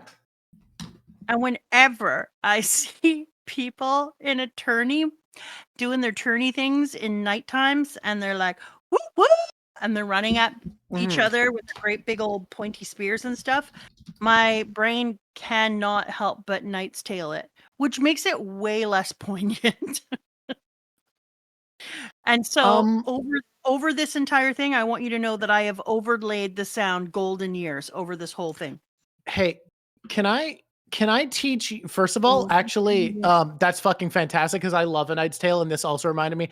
Can you imagine if A Knight's Tale, what's his face, Heath Ledger wasn't just like a good sword fighter, but was guts berserk, and he's like, I'm gonna go into the tournament, and has like a 40-pound slab of metal that he's throwing people around and smashing their armor with, and everyone's like, is this okay? Is this all right that he's fuck okay? Wow. He goes in a joust with his giant sword, and they're like, that can't be all right. This feels very big. Is anyone else concerned about this? No? Okay. The guy goes to fight him, Heath Ledger, and is like, are we okay with him having that? Is this fine? If you can lift it, you can kill with it. That's our rule. Someone said if I think of them as having American or English accents, I actually think they're all from New Zealand, is how I've been reading it. Is that not how you're reading it? That's weird. That's on you. I thought everybody was reading it as if they were from South Africa. So you're saying that. Can I talk about how I think part of this part happened? Wait a minute. Somebody said Brooklyn, and now, hey, yo, I'm walking here. I'm trying to kill people with my giant sword. Hey, Guts, it's me, Griffith. I'm here to take over the kingdom. You gonna help me out with that? Okay, so I'm gonna do a little history lesson. Is everyone ready for a history lesson? How long is it? I hate history. It's gonna be like a minute or something. All right. So you know how Romani people are called a slur that means people from Egypt, but actually it turns out that ethnically, it's been tracked and figured out that almost what? They're Indian. Yeah, they're Indian, but specifically from an area of India now called Rajasthan. So a lot of people theorize that the reason they were originally kicked out of India was because India was like, I can't do an Indian accent. That doesn't sound racist. I can just do an Apu voice. We're going to skip it. India was like, there's a mountain pass in Rajasthan that is like the main way we could be invaded from like Central Asia, Eurasia area, like the Balkans and whatever. One mountain pass, right? And the reason we think that they got rid of the Romani is they were like, dude, we can't have people whose entire culture is dedicated to religious nonviolence living in the mountain pass that could invade our country. That's not okay. And the culture that got brought up there instead was the Rajput, who had an order of warriors, the Rajput warriors, who were constant martial artists that had the Persian Empire is what could invade. You're right. The Rajput warriors were basically like Shaolin monks in that they constantly developed martial arts techniques with all sorts of bizarre weaponry to be as intimidating a force as possible to defend the mountain pass in Rajasthan so that people couldn't come into India so easily.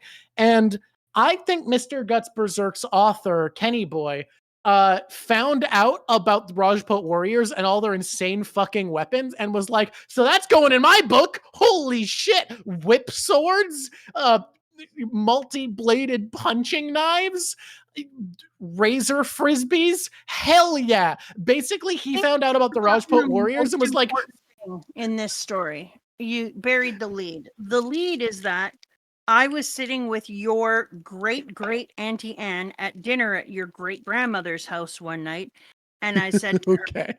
I said to her, I says to the 3,000-year-old woman, all of the people in her family, except for her brother, who turned out not to, I don't know if I'm allowed to say that. I mean, grandma's dead, who turned out to not be her brother. It was her nephew, that her sister got pregnant and then her parents adopted it, that way.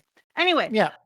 All of the people were all around and doing stuff, and I was left at the table with your great great Auntie Anne, and I said, so what part of Ukraine do you come from? Because you all came over to Canada this time. And she was like, what Ukraine? I won't say the rest of it because it was very racist, because she was super racist to the Ukrainians. Everyone in Eastern Europe hates each other. It's important that you know that. She was quite old, at like 90 something.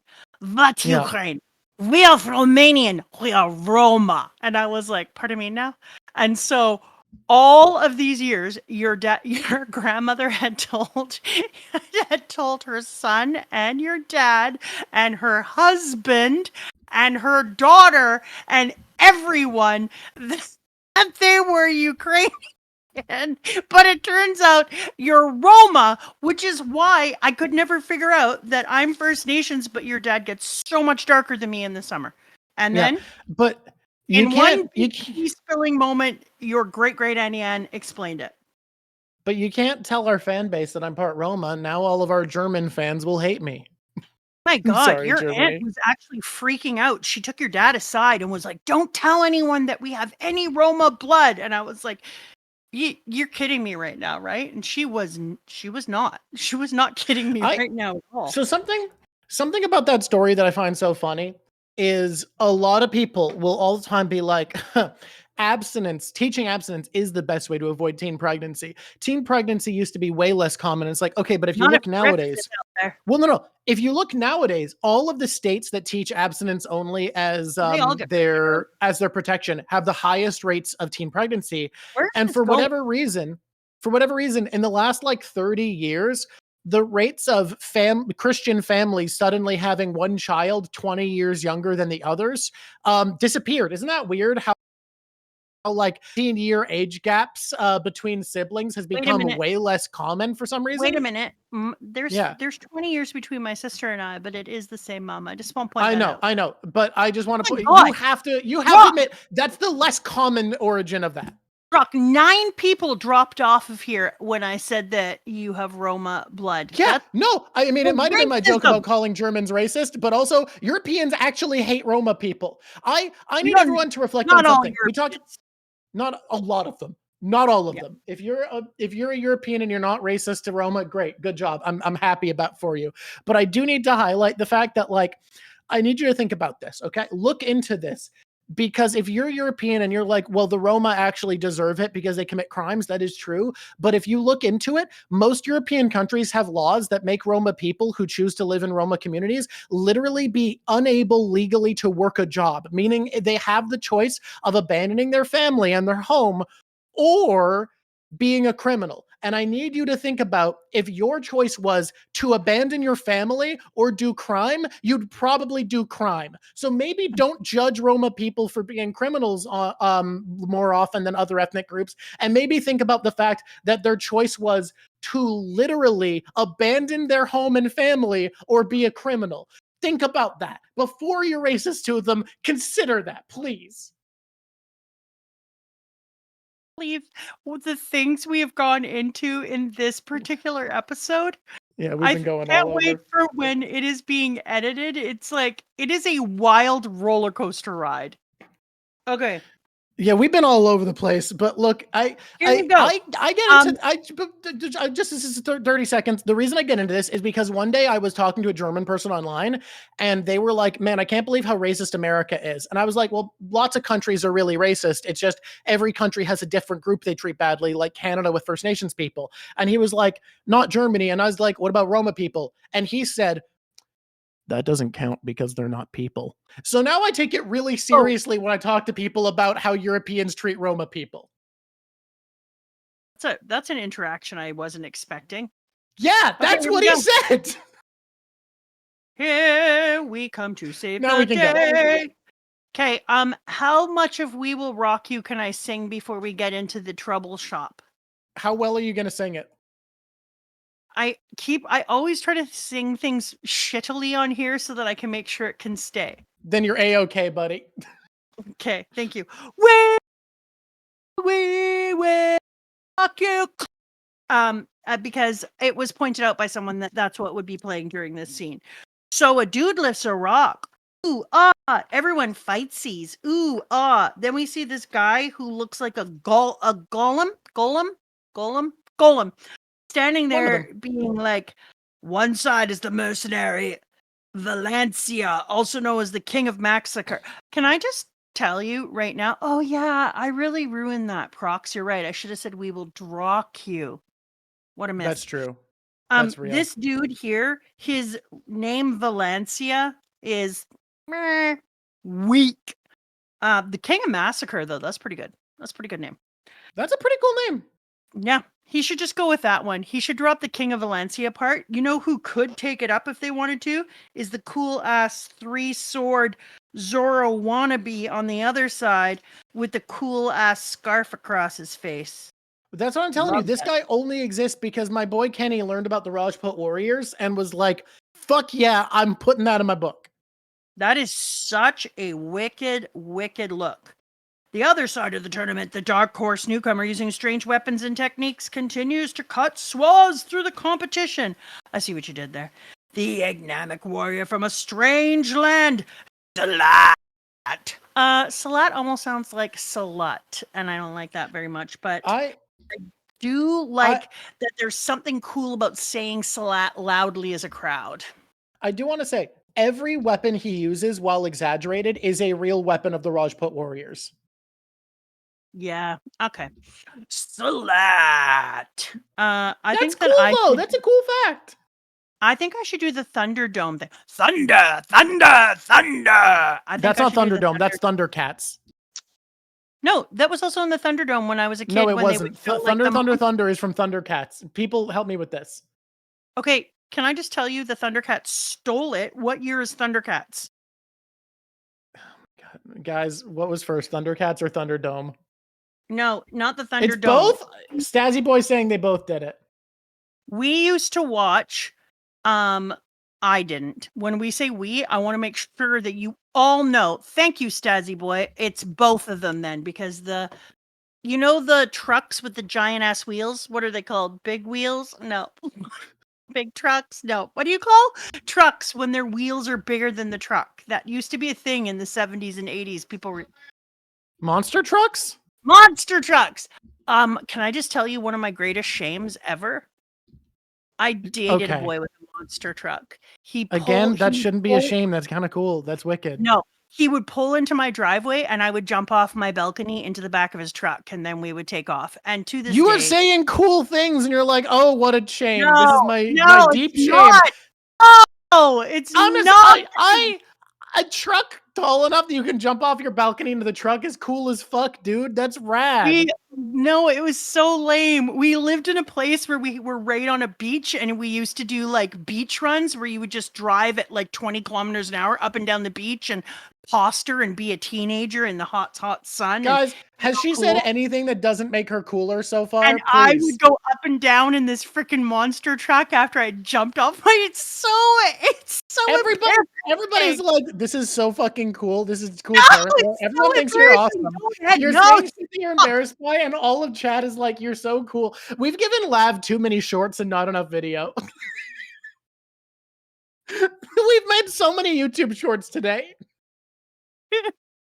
That's ridiculous. You're all wrong. It was super uncool. Anyways, I cringe sometimes when I think of my mom being like, can you just walk down the stairs like a person? And I'd be like, why would I do that when I could just jump in the back? Literally, I'm a 30-year-old man now. And if I had a friend with a monster truck tall enough to jump off my balcony, I would. That's rad as fuck. Why not? No! Homie, why? Homie, why? I literally, my cheeks are red. It's so embarrassing to relive. Anyway, people used to watch monster trucks battling all the time, and they would always go thunder. Monster trucks are still a thing in the South. It's just not as big as it was in like the early 2000s. They used to even do it like up here in BC. Like it was a thing. Early 2000s. It was big basically everywhere. Yeah. Okay, here we go. So they are fightsin' and fightsin', and the one dude is like snippity snap snap. He's very feminine in his approach to coolness. So I enjoy similar to Griffith. Yeah, but cooler. He's got a cooler look than Griffith. Griffith is whatever, and he is thebomb.com. And he's also wearing coal around his eyes, and that's also cool. Like, this person is cool. And I want them to be a woman. But I think Salat is a man, I'm pretty sure, but he is cool. He's got cool vibe. He's incredibly sexist, so yeah. I'm going to go with yeah. Yepper, pepper. And I like that Griffith just comes up and is like, oh, hey, you're beating everyone. Do you want to have a little bit of a fight? It's me, Griffith. I got this sword here. And he's all like, I'm gonna just fight you. And the guy's like, why am I losing? And Griffith is like, and then Mr. Guts Berserk is like, I just beat Griffith. Do you really think you can take me down? I've got a swagger in me that's so deep in my soul, it's now part of my marrow, biatch. I'm a Griffith takedowner. I was like, He's kind of never had more aura than right now. Like this is Guts at peak aura from what we've seen. He's like, yeah, I'm the man. A little bit before he, oh my God, Stazzy Boy said, in Indiana we have a yearly monster truck rally. Well, Stazzy, maybe you should date somebody with a monster truck and you can jump off your balcony and then apparently you can be cool. But I'm gonna tell you, you're gonna feel the cringe years later. If I was dating a girl who owned a monster truck, I'd feel no cringe. I'd be like, this is cool. I don't like big trucks. Whenever I see big trucks in my city, I'm like, dude, we live in the city. What's wrong with you? But if someone had a monster truck, I'd be like, fuck, no, that's the sickest shit. That's incredible. Yes. Because that goes beyond big truck, and now it's a hobby truck. There's no way they own that and they don't go mudding in that shit. So much bigger than the truck. It's just ridiculous. The only good part of it is that he and his dad like built monster trucks together, and I thought that was you're making it cooler. Yeah, and that was nice that he and his dad would spend time building monster trucks together. You're making this guy so cool. I hope this guy, wherever he is a Berserk fan. I hope he's a Gen X Berserk fan who's watching this video. Your dad from the background is like, I like how he is just loving this ex-boyfriend of yours. Almost like he wishes it was his dad. I don't wish this is you're allowed to have a cool dating history from before you met my dad or ended up with him, and that's whatever, and it just makes you cooler. I'm sorry. Having more dating lore. But none of them were the people who had jumped off my balcony to get in their truck. Okay, here we go. This one's cool as fuck. I'm sorry. This dude's awesome. I hope he is living a nice life too, and I hope he's a Berserk fan. He's watching this, and he's like, I'm glad Chad agrees at least, even if Rosanna thinks I'm a loser. I don't think he was a loser. He was a nice boy. Okay. Oh my God. Okay. How could you not think that was? It's not. So I love all of chat hyping this man up. This is so funny. Ugh. When we find out that Casca has been holding the edges of this army together with like literally a needle and thread, just kind of like, does anyone have any glue where we can glue the edge of the army over here? Mm-hmm. And just trying to pull this shit together, and then sitting there and imagining what's going on. Meanwhile, with Griffith being in the prison and I was just sitting there and I was like, yeah, like she's Mongo tired, but you know what? Casca, it's about time someone just gave you pure cool. I wish you weren't falling asleep at the table. I wish you were just walking back and wiping the stubble on your face and laying down into bed, but I'm going to give it to you. It makes sense that it's exhausting her. It just is. God, I wish we eventually we sometimes got to see Casca at her best. I'm saying, when I was watching this, I was like, she's so cool. I would like to see her hold it together in front of her army more, and then just instead of but falling it seems asleep like she holds it together in front of her army. It's just like her elite, like her inner circle. She's willing to tie her around. And they're like, she's so tired. Well, but that's her inner circle. The army thinks she's invincible. At first, I thought she was poisoned, and then that dude who's 4 years old, who's like, so anyway, eat then sleep. You're right, Judah. I was like, you know what, Judah? I'm gonna call you Judo. I think his name is Judo. Around anymore. You're not as cool as her, and your whole sending her away so you could have your boy talk with Guts. I'm gonna remember that moment. I see you. I see you for you, Judah. I know he's not a kid. He is a kid. Look at him, immature little flip flopper. If people are nice to him, then maybe that means that better things are gonna happen. You know what was a French accent? Okay, Judo, croissant, Judo. The dude who chucks his little circle knives, two things happened for me here. One, I was like, circle knife? Do I need a circle knife? I'm telling you, you don't need a chakram. Also, from what I understand, chakram don't boomerang, as far as I'm aware. So that's No, that would be weird. You can't have a boomerang circle knife. Plus, that's not fun to catch that shit. If you don't get your hand right in the middle of the little circle, that's a big learning curve. It's a pretty steep learning curve where it's no hand or you catch it.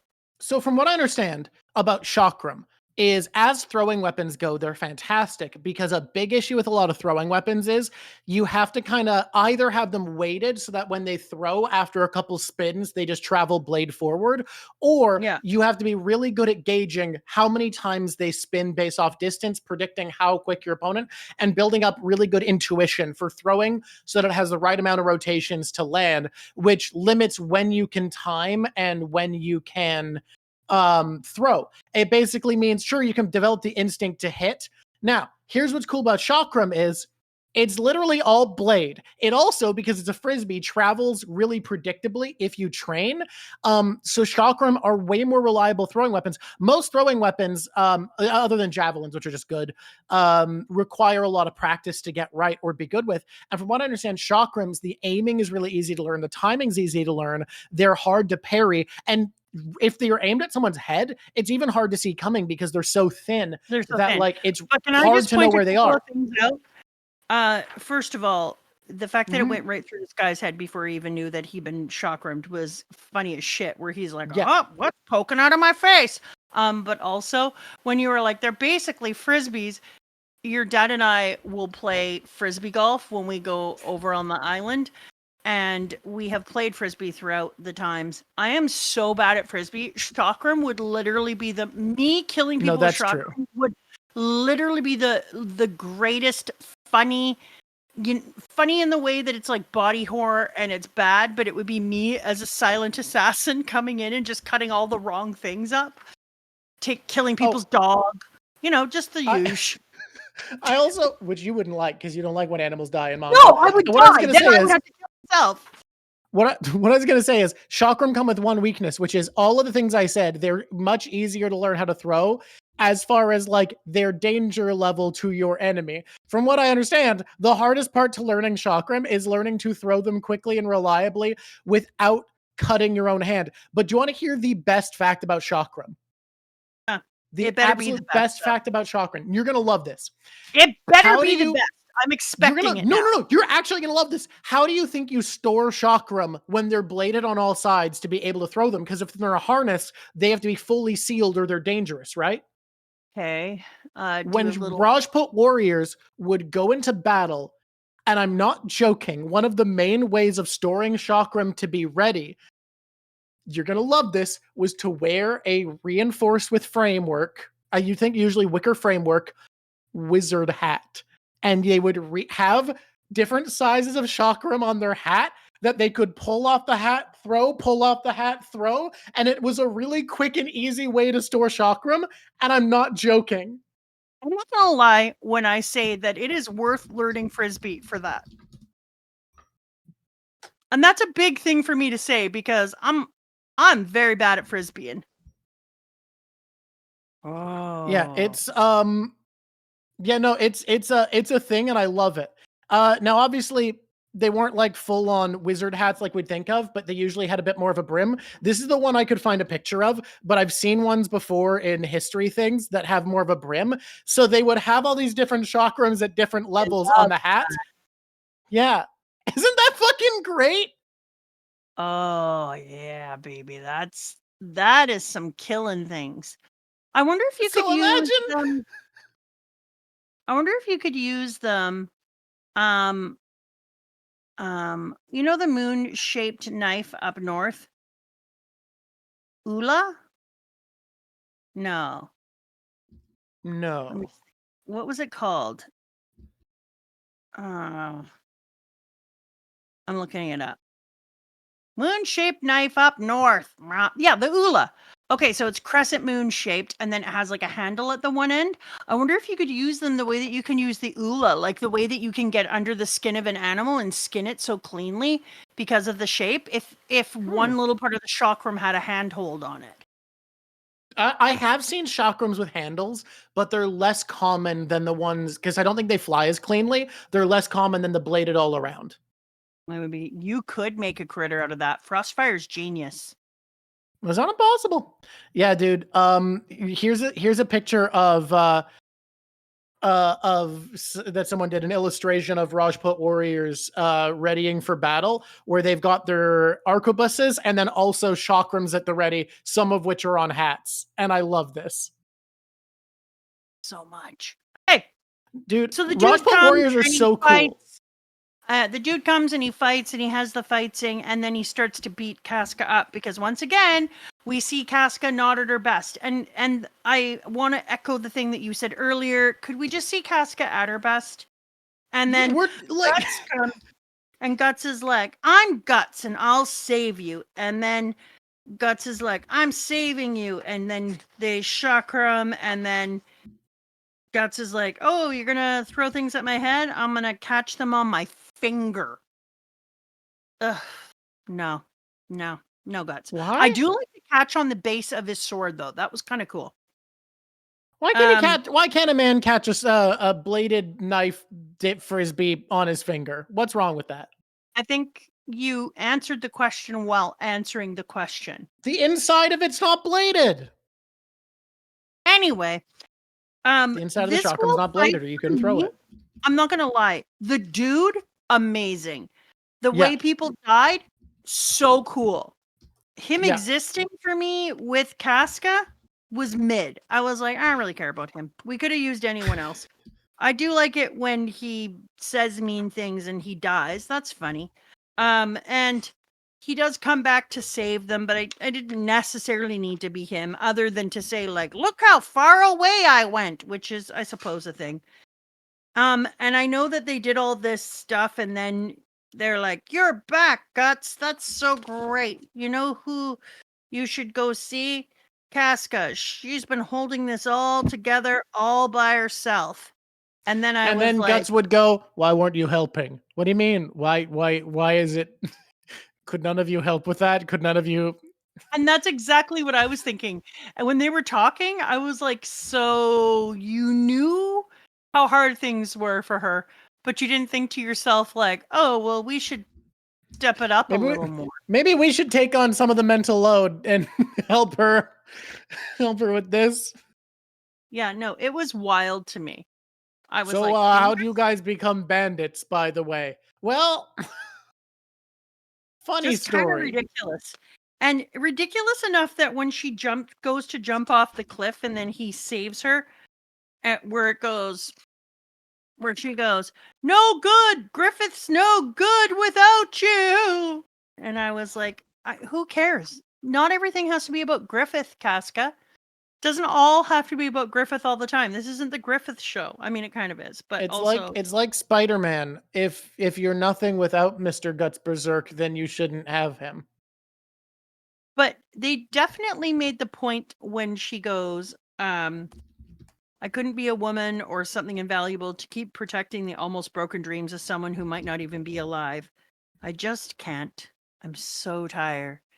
You do the rest. And she just partially closes her eyes and just leans back over the cliff. I was like, well, you did a really good job at least of making it clear just how tired she is. But next time, could we have her be a little more awake when she goes to do fightsies with people from other places? Could we? Yeah, because like we get one bit where she's at her best after having been weakened, where we see her easily fucking murder the guy she couldn't fight when she was not at her best. And I'd love that again. I'd love Mr. Chakram to show up and be like, but you couldn't. And then she just kills him. And he's like, well, fuck me, I guess. Shit. I think it would be equally as good or better. We've already had Griffith rescue her. So, like, old trope. It would have actually been better if he had showed up and he was like, I've been following this man who was following you and I'm here to save you. And then she points to the ground and she's like, this man? And he was like, oh. This fucker, this bitch. I mean the one I already killed? The one I already dealt with? If she kills Mr. Chakram, it's very funny for multiple reasons. First of all, being that we've done that before, the whole thing of like her getting the one up. But also, I love the idea of creating the mythos where she's the round 2 champ, where she's the comeback kid, where you can't beat her twice. Yes. You can't beat Casca twice. It's just better writing, dude. Kill the dude. Let her kill the dude. It would have been much better. We don't need guts. Griffith isn't on screen. The other character should ask, "Where's Griffith?" True. Yes. Okay. And then they fornicate. What? These two? Did you get a gold star? So we get stars all around for the fornication. It was so obviously going to happen. It's not bad. It's okay fornication as far as I know. It's a good scene. It comes across.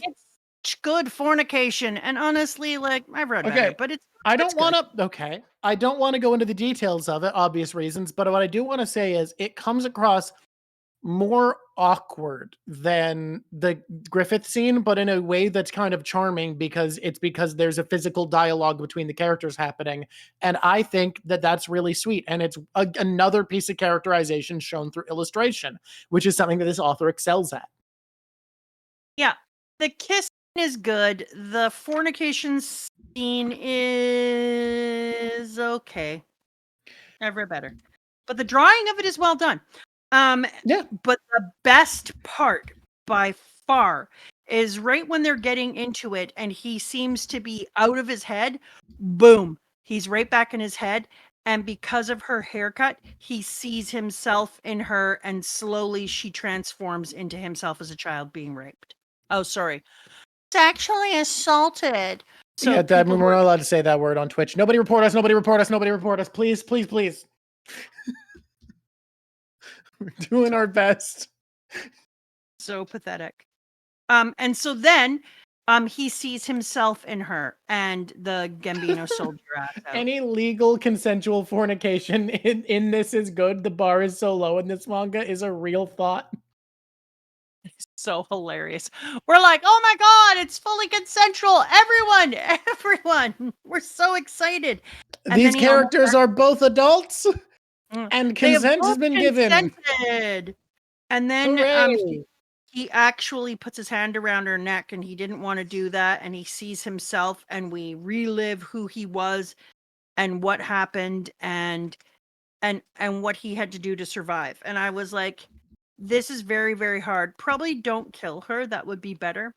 And then he's like, oh my God, I couldn't stop it. And I killed this person. And I thought it was nice that we had this confession. I always say this because when two people are naked, all the pretenses can come away unless you're a doofus. And then, sorry, you get to keep those pretenses.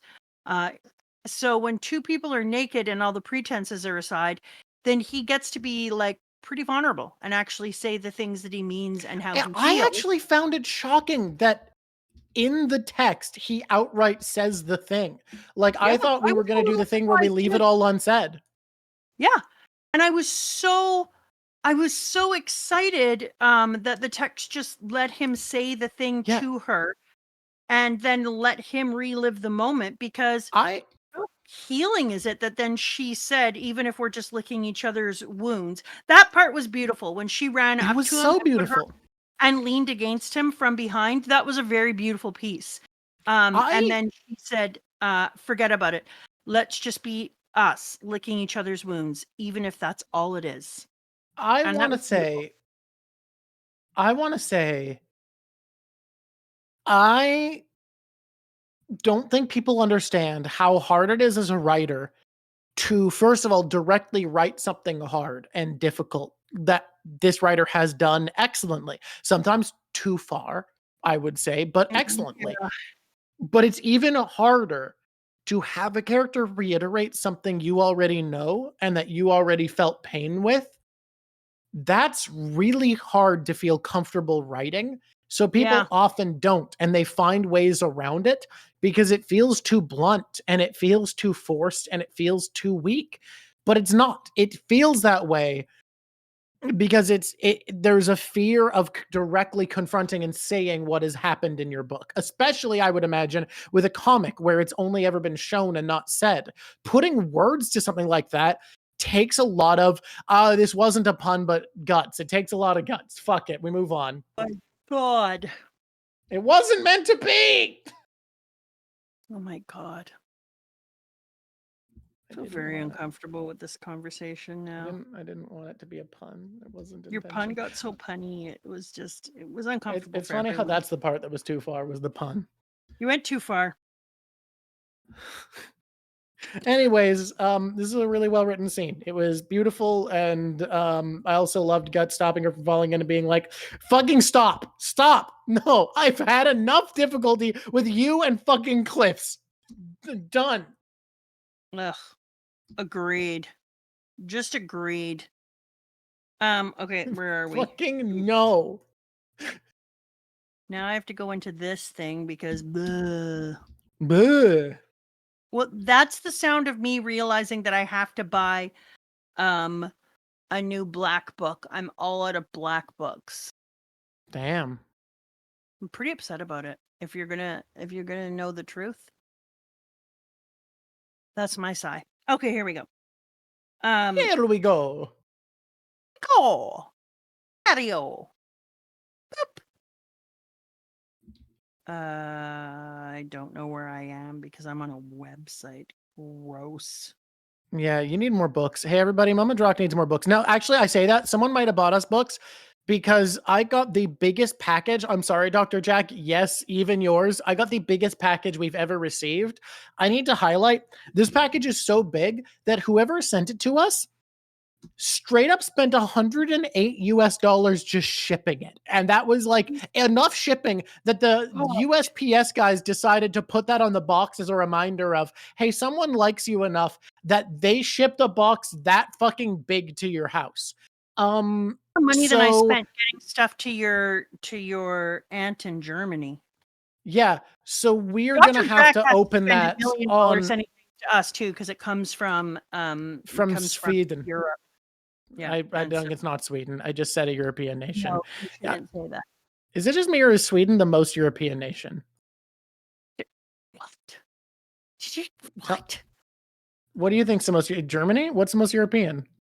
I don't know. I mean, I'm just surprised that you.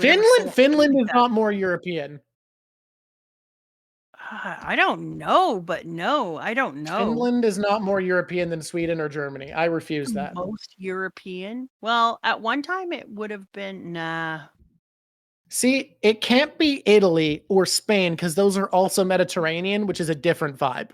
And I know you can be Mediterranean and European, obviously, but it ruins how much European you are. It's like, what's the most North American country? It's the United States. I hate to break it to us. We don't win that one. They are North America. In the TV show that we write and produce in the school that I get my kids to do for film and television, we have people from Belgium who are spies that are making friends with Canadians, so one day they can get our good water. It's pretty amazing. Okay. I really enjoyed that they were getting the sunlight through the trees. Forest bathing in the woods. I feel happy for those kids. No, you don't understand. You're not listening. Yeah? This dude is Japanese, right? Kenny boy? Yeah. So it's komoriba or komoribi, komoribi, meaning when the sunlight filters through the leaves, and it describes that beautiful effect of the sunlight filtering down through the leaves and creating dappled patterns. So it's very a Japanese aesthetic that is so powerful to them that they have a name for it. So I felt like he was just giving the readers like a moment where he was like, hey, listen, I understand that I've done some truly horrific things here. So I'm gonna let our main characters that you really enjoy just lay naked and happy in the dappled sunlight. How about that? And then he gives them a minute, and I was like, oh, that was lovely. And then they fight. Everybody fight. And I realized, no, he wasn't trying to give us a moment laying inside of the sunlight coming through the trees. He was trying to create a juxtaposition because he wanted there to be anger and angst, and we had the fornication, so now we have to have a shift. And I was like, you sneaky bastard. And is this his final sword? Did we see the making of his sword in the mountain when he just found out who he was? I don't think so. I don't think that's is it? I don't know. Okay. Guys, that's not Dragon Slayer. No, I thought it wasn't Dragon Slayer. I thought it's just a new sword. But this line, come the shit on. Oh, yeah. I'm going back to this one because I don't remember everything here. Hey, don't talk over me. I'm talking about the most important line. There's one thing I like about being a blacksmith. Sparks. Sparks are nice. I get engulfed in them. And it feels like my own life, for an instant, is springing into the air before my eyes. That was good. That was a good thing. I really enjoyed that. Because then him actually understanding that when he hits steel to steel and the sparks come out, that, yeah, that's also an indication of his own life and who he is.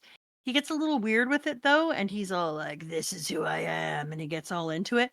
And I was like, yeah, okay. And as he's being a little spaz, when she chucks leaves into his head and says, after all, you and Griffith are just the same. It's all about dreams, all about yourself. It's the same whether I'm around or not. I thought that was a very good thing to point out because it is the same. I didn't like her honking her breast. That was kind of weird. But then when he says he wants her to follow him and go wherever he goes, I was like, what if it was an equal thing where you both went places you want to go? And I was like, this was a nice moment. You can argue about that later, blah, blah, blah. And then what we did? What's that? We took a hard left. Into Big Snake Monster?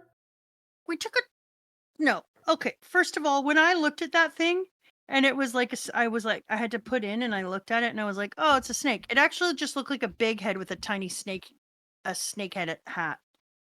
And I was like, oh I didn't. Okay. It's not. It's obviously like a cobra or something, but that's not what it looked like. Foresters caught sight of something.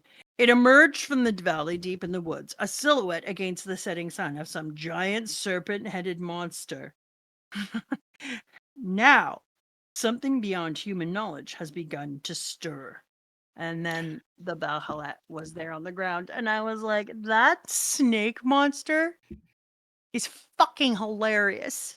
Like, what? Monster, you're the funniest fucking thing I've seen in my entire life. What? Walking around with your hilarious arms and legs and your snaky tail coming up. I didn't expect that reaction. And I didn't expect your reaction to be, what a funny little guy.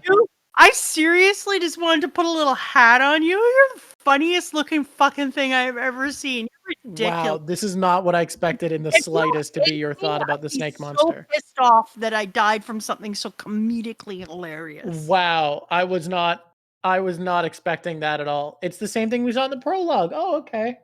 It's the funniest. I want to put a birthday hat on it and then be like, "Where's your head now, bitch?" Like, it's so wow. Wow, I didn't expect any of this reaction. It was so funny. This not what I expected in the slightest. Okay. I was like, thank you for this comedic moment. I'm Snake Monster, dude. Draw a birthday hat on it. I dare you. And you'll see I'm so right. Wow. Oh, God. It's so funny. I like this vibe that we're getting. We're approaching this era of like magic reawakening. Like this is this setting's equivalent to the dragons hatching in A Song of Ice and Fire. Yeah, if that thing was walking for the forest, I just want to point out that I would look at it and I would be like, oh my God, is that hilarious looking thing going to eat me? That's upsetting. I gotta get killed by this fucker. Ugh. I want to be killed by this stupid fucker. This thing is so funny. I have to die to a stupid fucking snake. In front of me, I'd be like, oh, sweet shit. This is terrifying. If the skull guy was in front of me, I'd be so terrified I couldn't say anything. And then a while into the conversation, I'd get my bearings and be like, are you going to kill me or is it just an ominous message? Like, for real, I got to check, dude. Ominous messaging, or is there more to this? I'm losing my fucking mind, and it seems like you're literally just here to give me an ominous... It's just an ominous message? You're not killing me. But in a year... Yeah. You're terrifying. You're not here to kill me. In a year... Yeah. No, answer the fucking question, please. Am I at your hands or not? Am I going to die at your terrifying hands? No. I'm delivering a message. Fucking... Okay. Asking the good question. Like, does he poop? Go Luffy with it. Also, please tell me if you put a birthday hat on that thing, it wouldn't just look like an alien with a silly fucking tentacle. Like, he's just an idiot. Snake Boy's not scary to me. Snake Boy is hilarious shit. Maybe he needed more scales. Yeah, scales would have helped. The things you find funny or scary sometimes surprise me. Why? Moving on. Can I talk about this last panel? Yeah, rock it out. At the end of this, we see the Behelit sitting in the water. And it might just be elsewhere. It might have just escaped.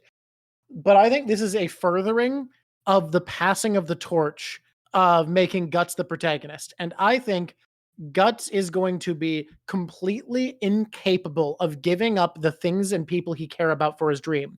Because the whole series up to this point is telling us that the way Griffith sees the world is flawed, that he's wrong to see the good people as having dreams and the bad people, the weak people, as being tools for those.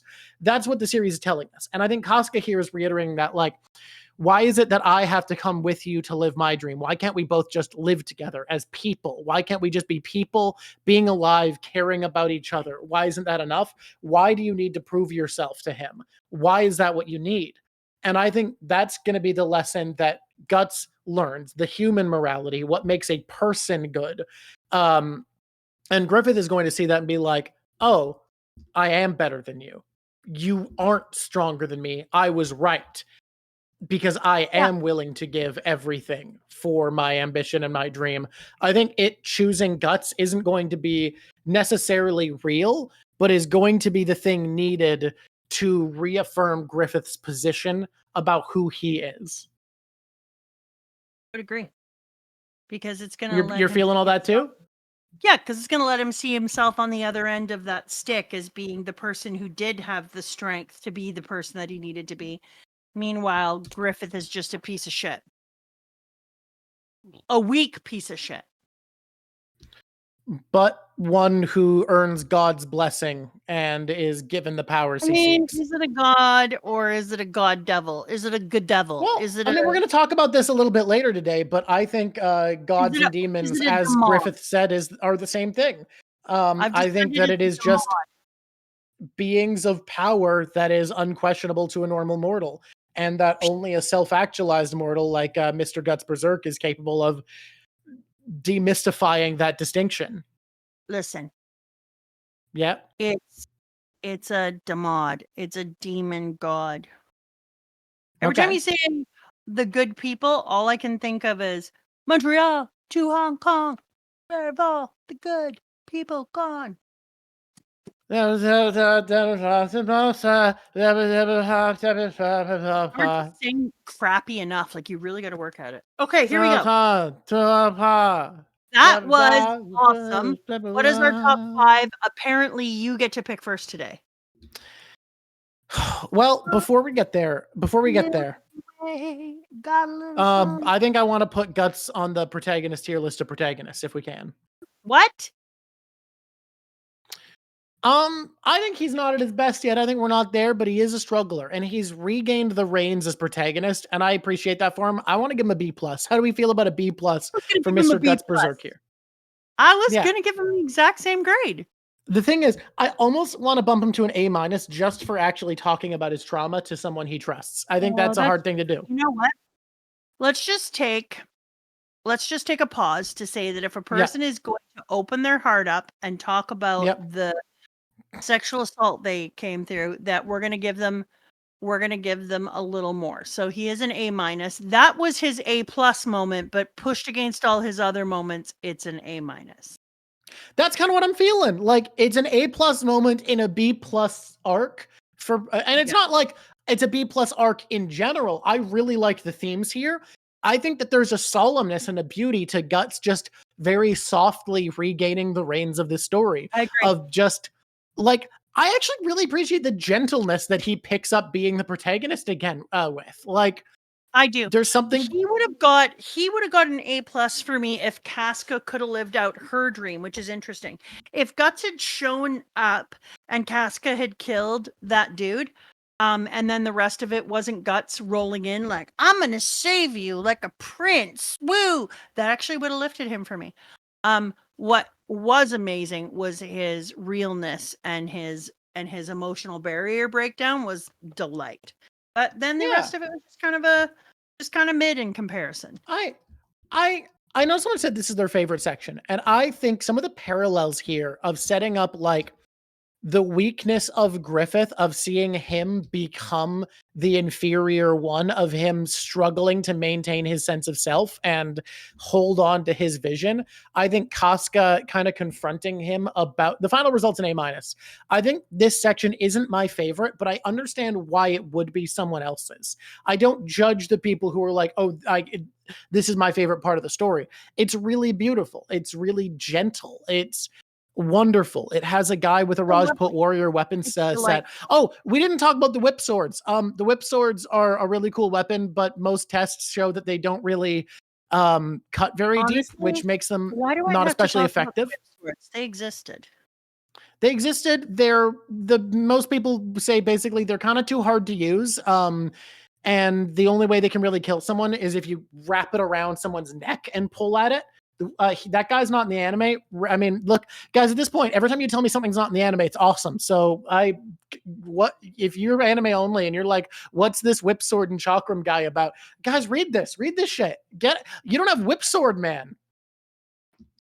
Let's go to the top. Let's go to the top characters. Number 3 is whip sword man. To be like, I feel like this is my very favorite anime or manga or writing or narrative of all time, and I know it so well, but only to have done it in anime in this case, because we're talking about something that has so different, distinctly giant differences between anime and manga. But also, can we talk about how funny it is, the differences here? Because most of the time, an anime viewer has false conceptions that come from seeing a bunch of extra shit that wasn't in the manga, because they'll see filler. Like, people will be like, but why didn't you talk about like the dragon in East Blue? Well, because that was a filler episode. But I think there's something very funny about the fact that in Berserk, it's the opposite, where like the storytelling was different. A bunch of things was cut. So like, there's this weird situation where everything that's most of the time the difference between a manga and anime experience is reversed here, where y'all have just a bunch of shit you've never seen if you're anime only. Pisses me off. Okay. Salat, who's not in the anime, is my number 3 for this section, on style points alone, basically. For me, it's number 1 outfit of the day, Salat. Oh, we're not doing drip yet, but you can pick Salat. I don't care. I'm moving ahead because let's be honest, that is the drippiest drip in Dripville. It's pretty drippy. I mean, but who are you putting on the top 5? Who's the top 5 characters? Well, you picked number 3 for Salat, and Salat is really fine. I'm gonna pick number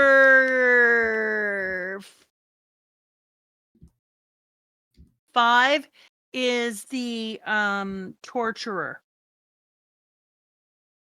The torturer.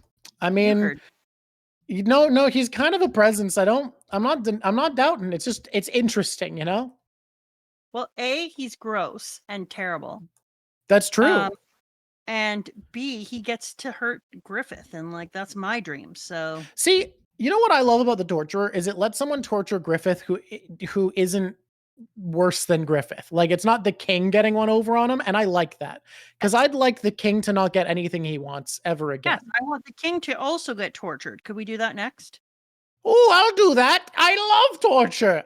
Look, you know what? A lot of people clock in as a serf and they don't respect their place in the system. But when I come into work, I like to have a smile on my face. And some people think that's a problem, but like, you know, the way I look at it, you got to enjoy what you do. And then I hear him say that, and I'm like, you know what? Have at the king. Go for it, bud. What, if that much thought into your torture? Who am I to deny you? He has a role to fill in the kingdom, and he's just gonna do his best to enjoy work. And you know what? We got to respect that. To be honest, like, where did he come from? Why is he so interested in torture? At the end of the day, it's night. Number 1 is Casca. I mean, come on, let's be frank. Let's be really for real right now. Let's be so for real. That was gonna happen. No matter who did it, it was gonna happen. No matter who did it, Casca was number 1. We didn't even need to talk. I want to see her at the top of her game, but it's not like she's not a compelling and interesting character still. No, it's just it was unfair to not give her more. But on the can we say for this genre, it's actually really feminist writing to have a character who sees a man say, "Hey, I want to go on chasing my dream. Come with me," and she's like, "Why does it have to be that? Why can't we just live?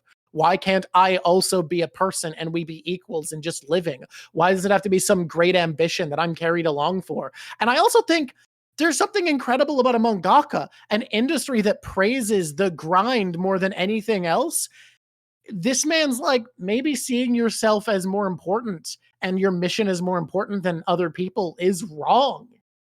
Like, which is why I think that he got a little incel-y in this, and the way that he wrote it for incels sometimes, because hearing that he was upset about the way that apparently YouTube comment said we might have been misconstruing an interview with that one. We're gonna have to look into the words ourselves when we're caught up. But then it would be like he was writing more for the people than himself, it would feel like, because then when he kind of writes for himself, he writes things like, why do we have to do this? Why can't it just be hanging out? I just think he's a complicated guy, you know? Your face is a complicated guy. Okay, cool. You're welcome. Okay, I'm next, right? You are next, yeah. This is a hard thing, because the people that we had, I might just want to point this out, are mostly the same people, and then pedophile. Yeah. So, like, putting people. If you want to put someone, if you've got a number 2, I know who I want to do for number 5. What do you mean? People suck in this house. I mean, there's a reason Salat got number 3. Yeah, exactly. I mean, look, I know who I would do for number 5 and number 2 right now, but it's your turn. No, I know who I can put for number 5. Okay. The Golem. The dude who just came into sword fight? Yep. Okay. See, what I was going to do for number 5 was the combo of Judo and What's His Fuck, because their reactions. No, I hate him. Anyways, what I'm going to do instead is number 2, the blacksmith. Yeah, you're right. That's actually really good. Yeah, I'm glad the blacksmith got there. I like the blacksmith. The blacksmith is okay. Really cool. You know who I don't like? Judo. Judo can suck it. Suck it, Judo. He's okay. He's doing his best. He's doing his best. I don't like him at all. So you added your top drip for Mr. Salat. I'm gonna say General Casca's hot as fuck. This is the best she's ever looked. She wins my pick for top trip. Yeah, I love how she's wearing a full bodysuit outside of her clothes, and how like it goes on her ass like it's underwear. That was my favorite part. Look at her chest plate. Look at her cool shoulder pads or pauldrons. She's dressed to kill. But the weird bodysuit Casca is weird. You know who else I would put there? Naked Guts. Good drip. I don't know what this is. This is a section where, other than like one part, you were coming in pretty positive, and then you've just come in so fucking hot to the closing segments. You know why? Why? I'm an enigma. Okay. Like, it seemed like overall you were pretty positive on this section, and we've come into the top 5 with a real hostile energy. I mostly liked it, but when I was going into the top 5, I realized I couldn't make any of those pervs be the top 5, and I was like, God damn it, that leaves me really limited. I mean, it really was Casca and Guts and Salat were the compelling parts of this. It wasn't my fault. It was at the end when I realized I had to put people in this thing. I was like, ah, shit. I will not. This is my favorite I've done for Berserk art, but I don't hate it. I just could have done better. Maybe I think I might touch this one up off stream, honestly. Guts and Casca. I just think you need to do more with Griffith, like maybe finish the color or whatever. Guts and Casca look great. Really great. Anyways, here's the thing. We used to not do. We did top monsters, and we were going to return to best monsters when we got back to the high fantasy and move away from drip. But there was 2 monsters here, so I'm going to say my top monster is Skullman. Yeah, that's cheating. That's my top Skullman, monster of the night. Also Skeletor. Whoa, sorry, sorry. You have to pick one of the other monsters from this part because I picked Skullman. You have to pick another. Do that to me. What's another monster you could pick from this part? What's another monster design you could pick from this section? I can't pick Charlotte's dad. I don't want to pick him for anything, but he is the best designed monster. But there is another monster in this section that you could pick. I can't remember any other monsters. God. Is there one that maybe looks good in a hat? Oh, the Behelit? Bella hat? What? Are you fucking with me, or did your brain break? I think that's the only other monster, right? Okay, so now you are fucking with me is what's happened. As far as I can remember, that's the only other monster. Skull man, a skull in the night. Skeletor. He's a skull man, and he's ready for a fight. I don't want to be the party hat snake. That's what's left, though. Such a shitty monster. You hate this. You actually, when we saw him fight the snake in the prologue, you loved it, and now that you've seen it from a distance, you're like, "Fuck this snake." Fucking snake is stupid as ass. You know what that snake is? I already told you, it's stupid as ass. You know what that snake is. So upset right now. I refuse to pick the snake. Okay, Mama doesn't pick it. Mama hates monsters. Hey everybody, it's been lovely having you. Skullman was awesome. Oh, we do our happiest and saddest moments, and then Lav hates when we do favorite minor character, so we got to do it. Okay. So terrible. That's not a good reason. Let's do it. Okay. Okay. I just want to point out that I was against it. I'll let you do saddest moment first, but after a certain countdown happens. Why are we doing saddest moment first? Well, we can do happy moment first if you want to. No, I'm going to do my saddest moment first. All right. Well, you have 15 seconds to say it in. Oh, it was when Charlotte's dad decided to grape her. That's a weirdly you were so ready for that. It's almost like there was one very specific saddest moment in this section. Yeah. I'm actually going to do something different. I'm going to do something different. Only to point out that there's another moment. Oh, you have to go. Hi there, YouTube. It's me, Mama Drawk. Yeah. You should subscribe. It like it means nothing to you. It means everything to me. It means everything to me. If Mama doesn't get subscribers, she's gonna die. Subscribe. Okay, now I'm done. Oh yeah. Also, press like. I was looking at a bunch of people's things, and there are people who have had like 113,000 views and like 5,000 likes, and I'm just like so confused by that. That's letting the man win. That's weird. YouTube is like, haha, people are watching you, but you don't get your content boosted. And the person is like, haha, I'm with YouTube. Dude, you're not with YouTube. You're with us, Tube. Like, that's all. I'm gonna feel strongly about this one. I just feel strongly about that one thing. Like, I feel pretty strongly about that. Y'all, here's what I give you a challenge. Guys, make this video have the most absurd comment engagement and like to view ratio you've ever seen. And if you just say commenting for engagement, YouTube knows what you're doing. Comment for real. Comment the thing that we've said that either annoyed you the most or that you think is the most cool of an insight to this great series. Give this a stupid ratio. Yes. What? Annoys you the most? Now everyone's going to be like, whatever. Do it. Mama said that casca was in her heart and mind was stupid. Guys, hit us up. Give this an absurd ratio. Give this likes like you've never had. I'm not going to tell you to do this. I'm not going to make these plugs in order that often, but that's what we need to see. We need to see a stupid fucking ratio so that the Berserk heads are like, whoa, we got to check this one out. That's what we're doing. All right. Do it for us. No. Do it for tuna. Do it for tuna. Do it for tuna. Okay. All right. I didn't want to spend a lot of time in the subscribe zone. I was really not in a lot of mood for subscribe zone. That's fair. I was, what's going to happen now is Lav is going to be so proud of me for not going wild in the subscribe zone. And then you know what we did? What did we do? I don't remember doing anything. We spent a lot of time in the subscribe zone. How about in the One Piece zone? We do it so fast. All right. Because Lav is editing both of these because Cricket's going to Comic-Con.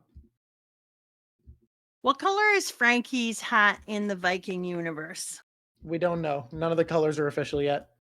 Well, that's rude. Okay. My saddest moment, I'm going to pick one different than yours just to highlight that this section actually has a few heartbreaking moments. Pick the same one. Yeah. Yours is more brutal. However, I felt gut-wrenchingly upset when I saw Mr. Upsetty Spaghetti Griffith outside of Charlotte's window.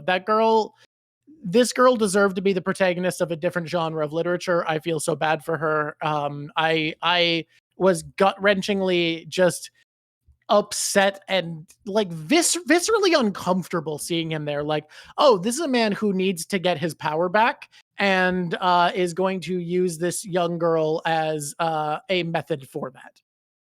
Point out that the same person ended up being the saddest moment for both of us, and it was two different moments. Yeah, Charlotte had a bad week. That is an understatement. Sorry, Charlotte. Sorry, Charlotte. Yeah, Charlotte deserved to be protagonist of a shoujo manga where the heartbreak was like, oh my god, the boy was pretending to like me and shit like that. She didn't deserve this. No. Charlotte didn't make us into the top 5 because the top 5 are the characters who bring us joy, and Charlotte brought us pain.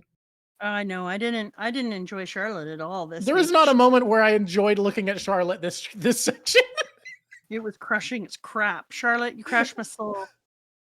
Charlotte was painful this section. I love the girl. She's been in the top 5 a lot for a reason, but in good conscience, I cannot lie.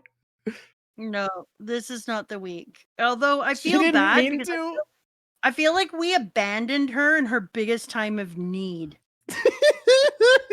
I mean, people are saying she didn't mean to, and y'all are right, but also, literally, like, she was like, I need somebody to be here for me, and we were like, yeah, not us, baby. About that baby girl, I can't look at you right now. Girl, we can't be here. That's too sad for us.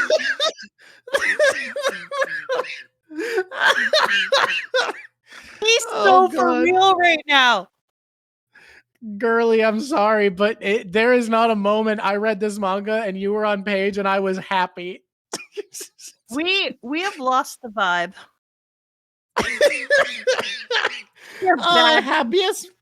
Happiest moment is Casca saying they can just be licking at each other's wounds. There was something so sweet and sentimental about it. I was gonna pick the wound licking. I knew you would. That's why I gave you saddest moment first and I took happy. You rat bastard. Look, next week you get to be in charge of the closing segments and pull this shit. Okay, well, I don't even know. Was there anything else? I guess it's the porking. I guess my happiest moment is the porking. I mean, that's fair. That's real, though. I mean, I don't know what else I'm going to say. There was a whole bunch of unhappy shit.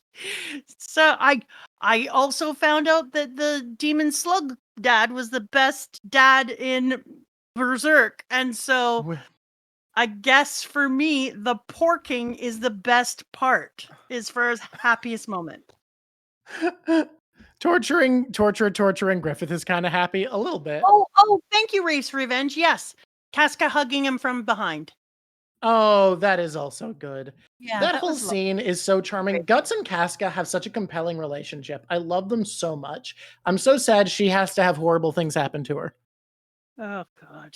I'm really sad about her dying, is what I'm sad about. Yeah, because, like, it's gonna happen. And it's not it's not the normal trope of fridging the wife, because we've known from the beginning that she's gonna die.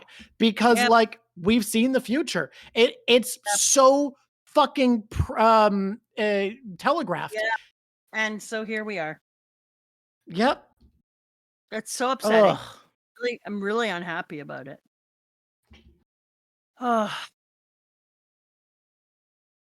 Okay, well, that was a good quiet moment we had for the death of Casca. That's a good one. Do you think it's next chapter? Next episode will be morning or the one after that? Because I think it's one or the other at this point. It feels like we're closing in on the end if we're seeing the Snake Man from the prologue. Within 2 reads, like within 2 of I think it's 2 reads from now. We're going to be rip Casca. Yeah, I think 2 reads from now, we're going to be like, oh, look, and now she's been tortured dead. Yep. Hey, until that time, guys, it's been lovely. It's been lovely. We love this. You guys are great.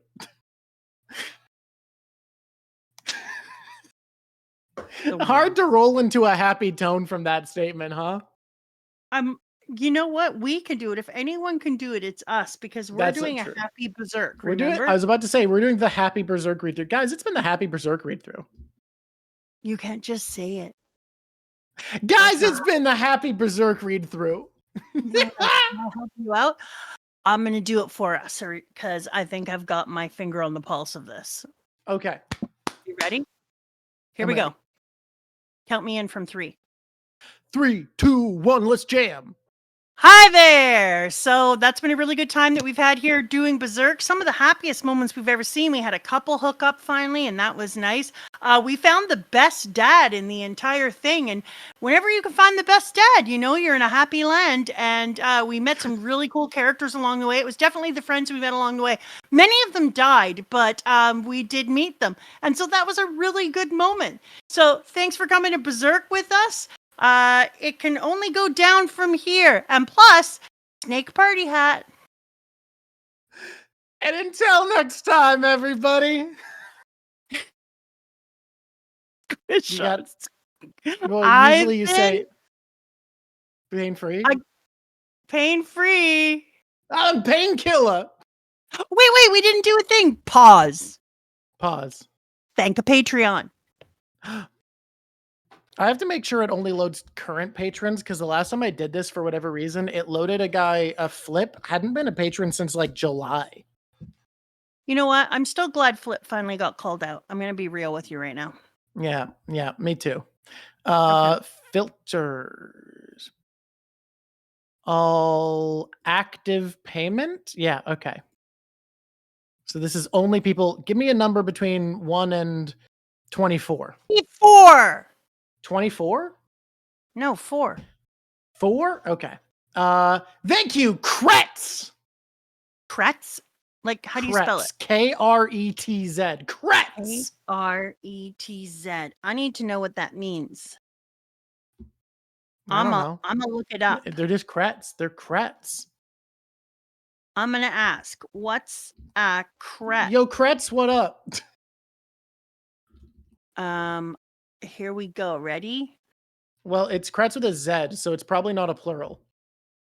It's a place name. It's a colloquial slang. That. What's the slang mean? It doesn't say. What does the slang mean? What does the slang mean? That's everyone needed to be reminded about what does the fox say, right? That was something we all wanted. They very much did. Oh my god, that is not what they roll the credits. What chapter reading to next? 58. I'll see you next time for 58, guys. That's 10 chapters. That's more than they normally give us. It's so kind, guys. I bet it's for kind reasons that they're doing that. Many chapters at one time. That's weird. That's kind of them, right? They're being kind for sure. No. We might lose Casca then. Well, rest in peace, girly. Been nice knowing you. Oh, damn. Oh, you know what, Drawk? You really made that waterfall. I didn't get it, and now I do. Okay, Now we go into One Piece. Oh, wait. We have to do that. We have to do the outro. And until next time, I've been pain free. I've been painkiller. Squish on squishies. It's been lovely talking to you. Okay, we did it. Okay. I think I forgot to save a time lapse. Fuck. Okay, do you need to go into the thing and tell people who want to know? Yeah, I do. I'm just gonna bring something up because as we're talking about it, we're gonna be updating the mural every time because the mural is gonna keep changing. All right, guys, we're back to 11:30. Here's what's crazy: the most recent chapter came out and it changed nothing. It was meaningless. Whatever. Scopper exists. Crazy. That's so wild. I'm not reviewing that. God, I know Scopper existing, and this is what I'm trying to tell you. We need to do like a whole ass thing. Because I want to put in, like, I don't know if you heard this. Yeah. But Shanks has a twin confirmed. Yep.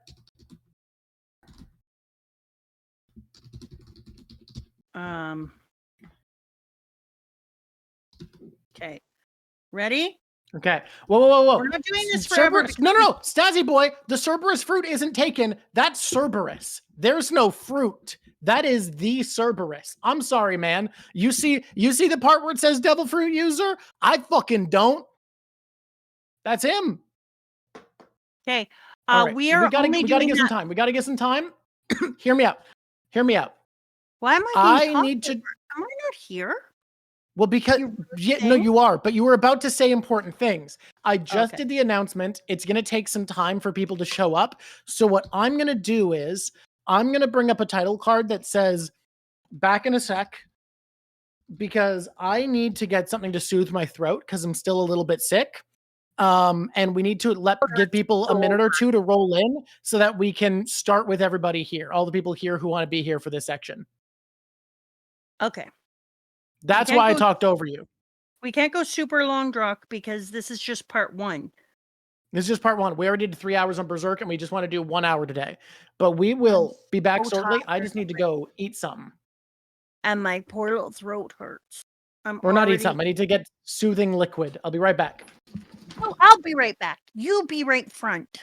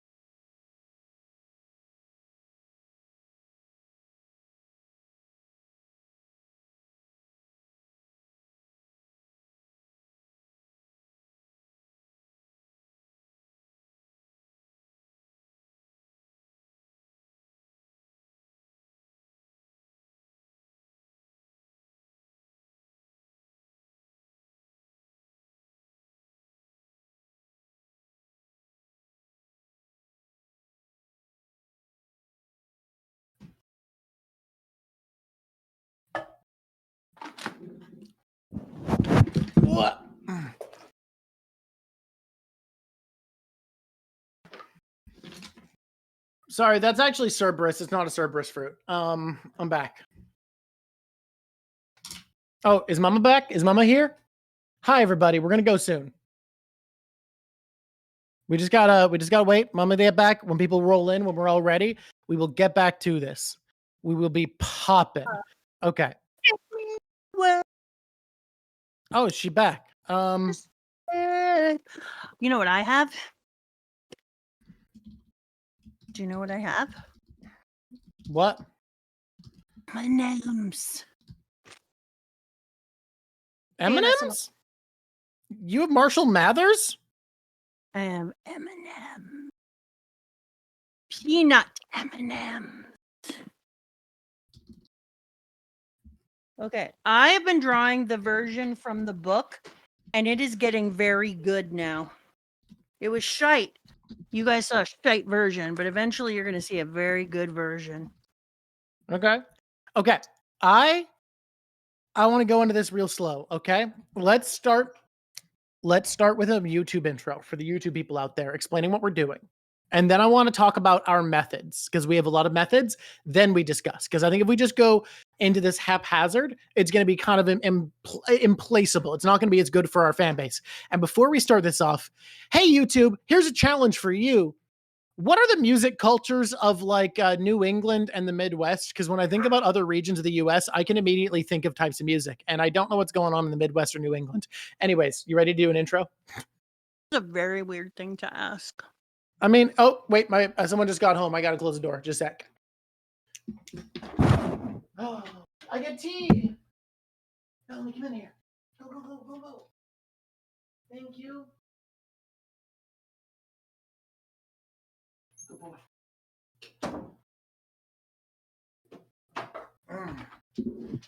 Guys, I have brilliant news.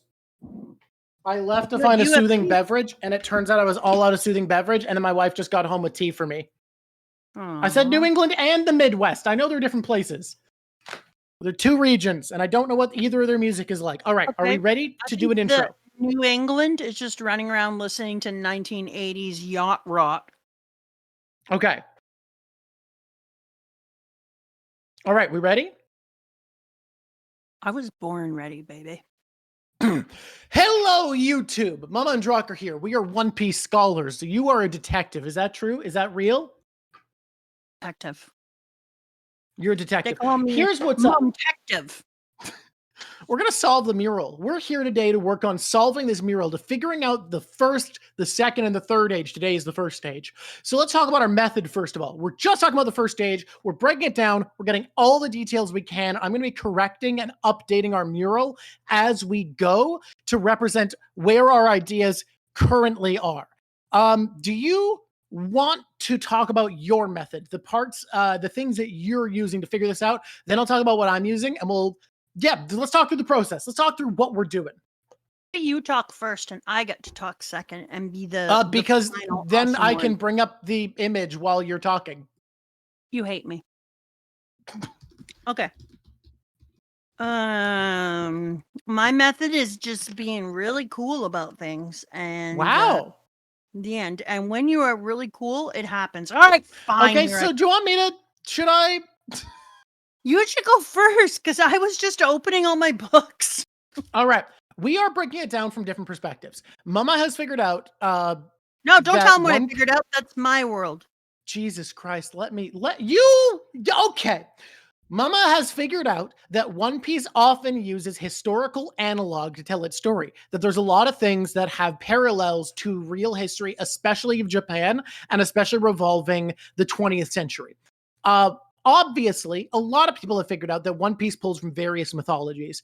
Our plan is to combine a lot of the most popular theories in the One Piece fan base that we believe have the most backing. So for me, there are things like the idea of the Sea Devil and Mother Ocean being the same figure, or the theory that Joy Boy was a comic book character. Theories that I put a lot of stock into and have seen the work behind. Combining that with a little transparent overlay of all of the world's mythologies with a focus on Shinto, and Mama's research into the history of the 20th century with a focus on Japan and the Eastern world. We are going to be combining all of that, looking for where there's the most overlap with the information the mural and the Harley texts have given us, and using that to come up with the best interpretation of the mural we can, starting today with the first world.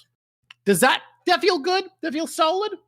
Yeah, I'm not going to go a lot into the second phase, and that's where we would go into some other areas. So I'm just going into the first phase. We're just doing the first world. And so can I say that is not Zanesh then?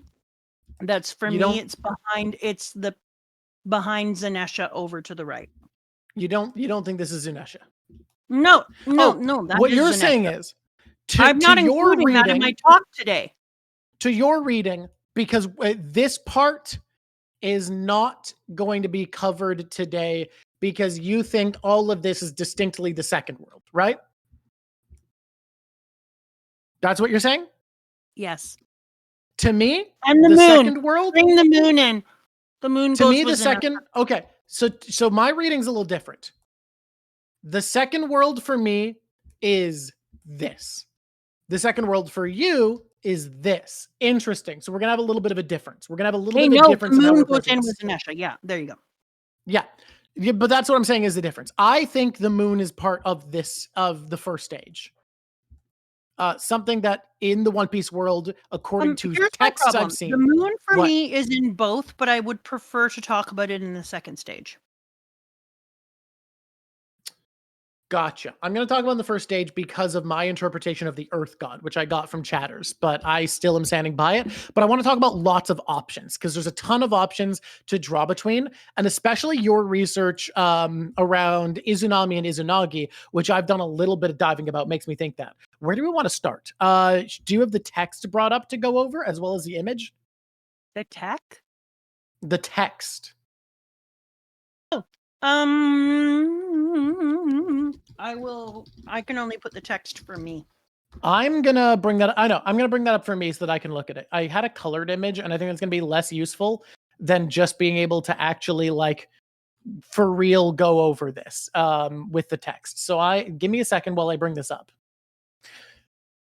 Okay, I have it. I have the first world open. In Berserk, Siri thought that I was talking and asking questions, and Siri started to listen while I was talking about how she was going to be tortured and killed. And Siri said, and I quote, "That sounds like a very bad idea." So Siri thinks that I'm off torturing and killing people. So I think the dragon is kind of in both. I think the dragon is in the first and the second world, but I think the dragon is at the very tail end of the first world, is my read, which is why I don't think we're going to talk about it much today. But when we talk about maybe we save that. Maybe we save the dragon because I think it's at the very, very end of the first world is where the dragon becomes relevant. I don't think we should be bringing the dragon in. Well, that's kind of what I'm feeling. I think the dragon is only relevant at the very end of this and in a way that we can save for 2 weeks from now when we talk about the second world. All right. I'm going to start. Let's go line by line and let's each talk about all of our interpretations for what text from the Harley text could mean, starting with the first line. And we're going to be using the Viz translation for this. And we know translations are all going to be very different. We have looked into Arthur's translation as well as several others. We're just going to be reading this for simplicity. Within the earth, there was fire. This has also been read as the world was on fire, the world was made of fire, all sorts of shit, right? None of them was on fire. It was fire. So there was a difference between fire. Heat. Well, covered in fire is something that was said. Yeah. So it never what said are a couple burning. Of readings we've had? Never says burning. What are a couple of reads we've had? Because the read I've settled on, and if you didn't watch the big long video, you might find this crazy. I think this means that the underworld exists, that it is made of fire. That sounds crazy, but I genuinely believe that. That's where I'm at. I think this is about the underworld being a place of burning passion and dream and desire and flame. What are some reads that you have for this? So you're talking about in general right now? Yeah. What are some ways you can see this going? Because I think within the earth there is fire. There's a lot we can go off of. So yeah, I think it's a mother flame, and I think that they found a way to harness and use the mother flame. So I think for me, it being brought up, is it too early to say that they're creating? Well, it's too late for me to ask that. I think we do another line. I think we wait for the line where that gets referenced. I think for now we just start with what we think within the world there was flame, or there was fire. On one means side, it's the mother flame, and on the other side, I'll get into history after. I'll do them separate. So I think it's the underworld. I think it is the mother flame as well. I think it can be both of those, and I see those absolutely. Well, okay. The mother flame is really good, but it's not that good. I think it's what the mother flame is replicating. I'm just going to say for the rest of this series, when either of us say the mother flame, we mean what Vegapunk's creation, the mother flame, is representing. The real thing, which I think is the thing that gives the earth its strength, its magic, et cetera, and they found a way to use it and to harness it. Which, yeah, I agree. And I think to me, that's the underworld, because I see the underworld as the world of dreams, the world of souls, because souls and ambition, I think, are inherently connected in One Piece, because what you want of the world, your desire, is your haki. It's what passes on. We see a connection between the souls of the Buccaneers and haki and will. So I see the underworld being connected to souls is also connected to dreams, because dream, ambition, and the soul are all a connected, intertwined magic. So when I'm talking about the underworld, yeah, this sounds insane. I believe it, and we're going to go into why as we go. What do I think the mother flame was created of? Fuck if I know, dude. Yeah, the live stream. If you've played Final Fantasy VII, the Mako reactors, the life stream of the planet. Absolutely. That's what I'm seeing this as.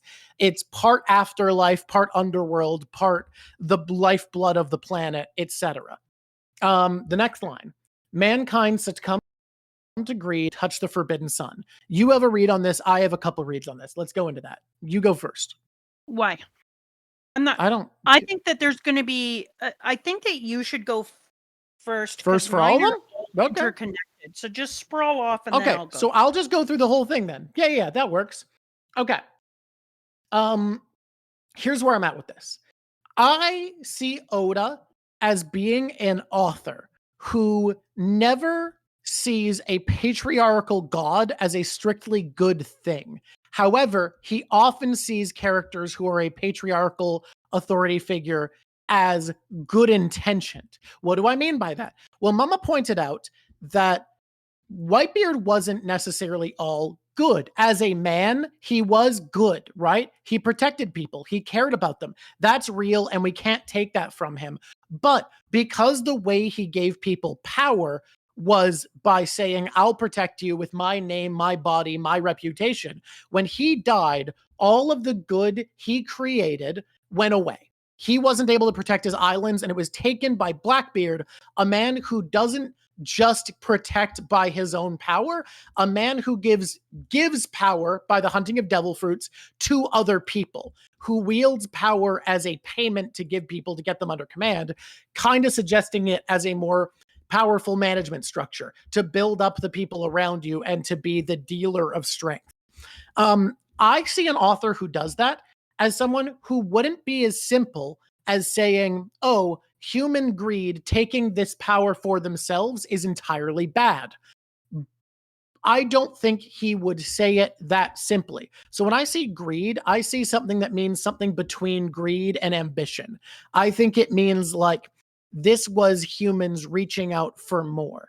The next says the enslaved prayed and the sun god appeared.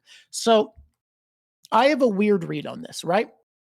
I think if ambition and want and what we believe in is centralized in the afterlife, in this life stream of the planet, I said earlier that I stand by the theory. I believe in the theory that Ohara Arter pitched, that Joy Boy used to be a comic book character. There's a ton of evidence that comes from I think hiragana used to say the name Joy Boy, the fact that it looks like Roger's holding a piece of paper when he hits Laugh Tale, a lot of evidence that I do believe in.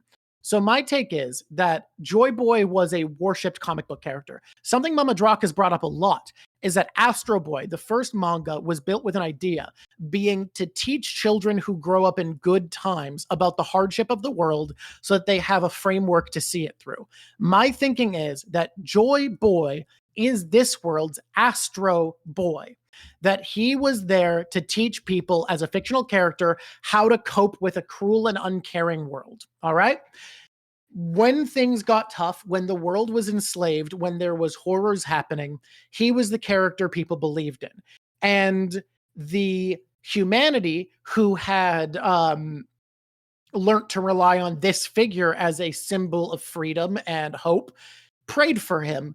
And somebody was able to tap into this wellspring of dreams to channel that power.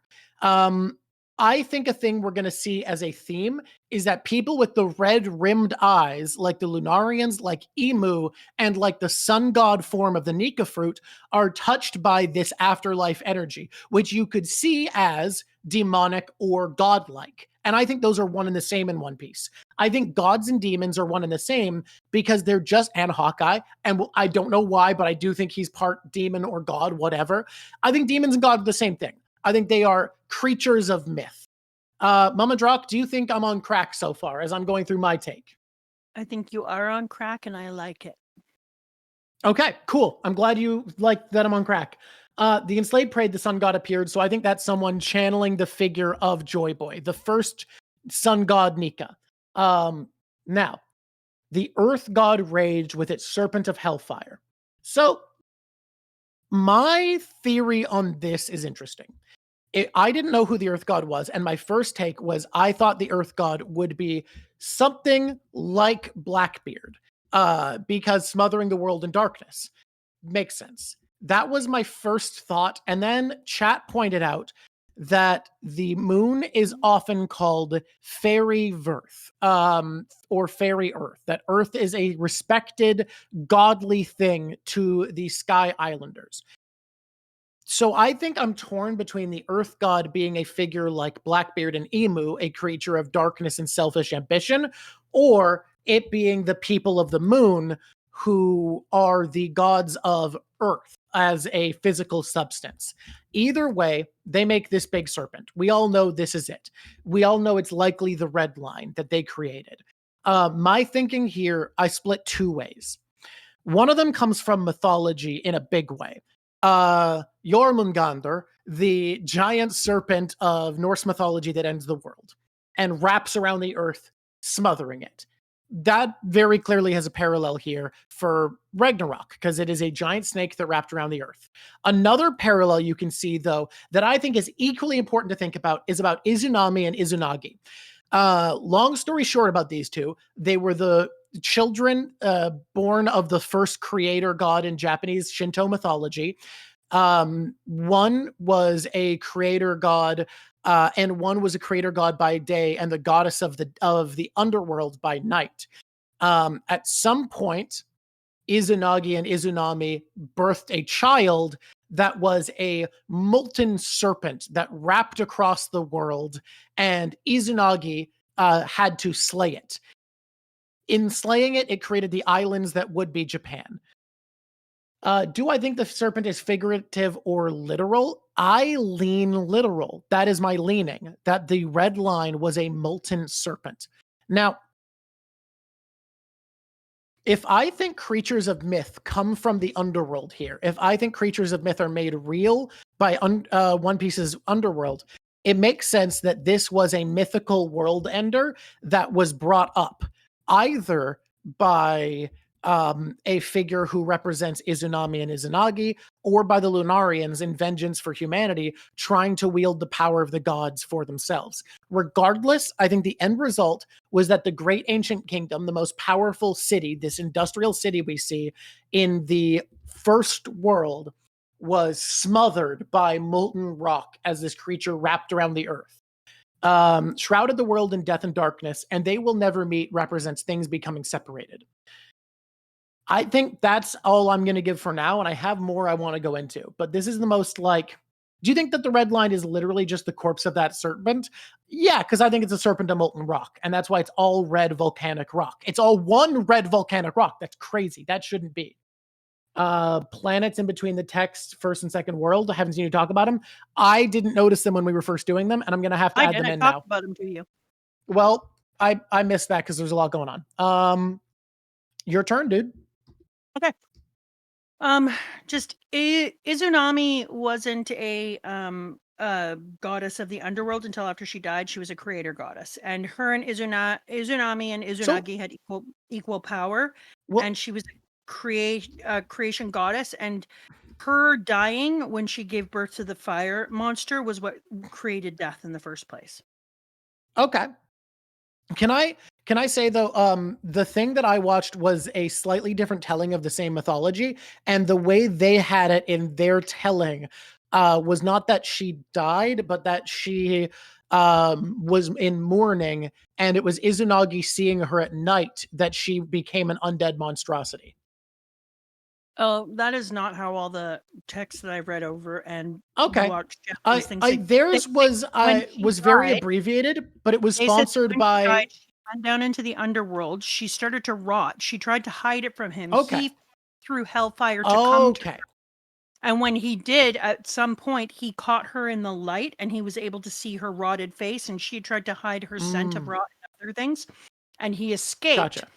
And then when he escaped, he put a big giant boulder in there. She slung Kami out after him. Yomi. A boulder on the entrance to the underworld for people who want to know. Underworld, and she slung Yomi after him, and Kami trying to hunt him down and to punish him for leaving her behind and trapping her. And then there's some old text in Shinto that isn't kind of just the stuff that we usually have. That does talk about how she had one Kami who was like a serpent, similar to the one that we see on here. That was, sometimes it's called her, she can turn into it, and sometimes they talk about it being a separate entity. Either way, they're very closely related to one another. And that's kind of what's going on here. So at first, I just want to go into it. If you could go back to that side again, so I can, because you're close up, but I'd love to be able to talk about that side with the people. We're missing something here down at the bottom where there's the big giant gear and the boat, and then the other little gears. If you look in the original, found something very important. Gear that usually goes in that area that Drawk is kind of putting in there right now, and that's a very important place that I want to start in, because that gear, in the center of it, has what appears to be a clock, and it's sitting at 3 o'clock.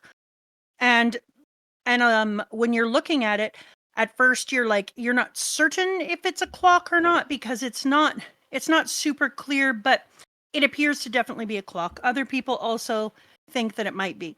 Well, in One Piece, it's really common that Oda uses clock faces to talk about directionality.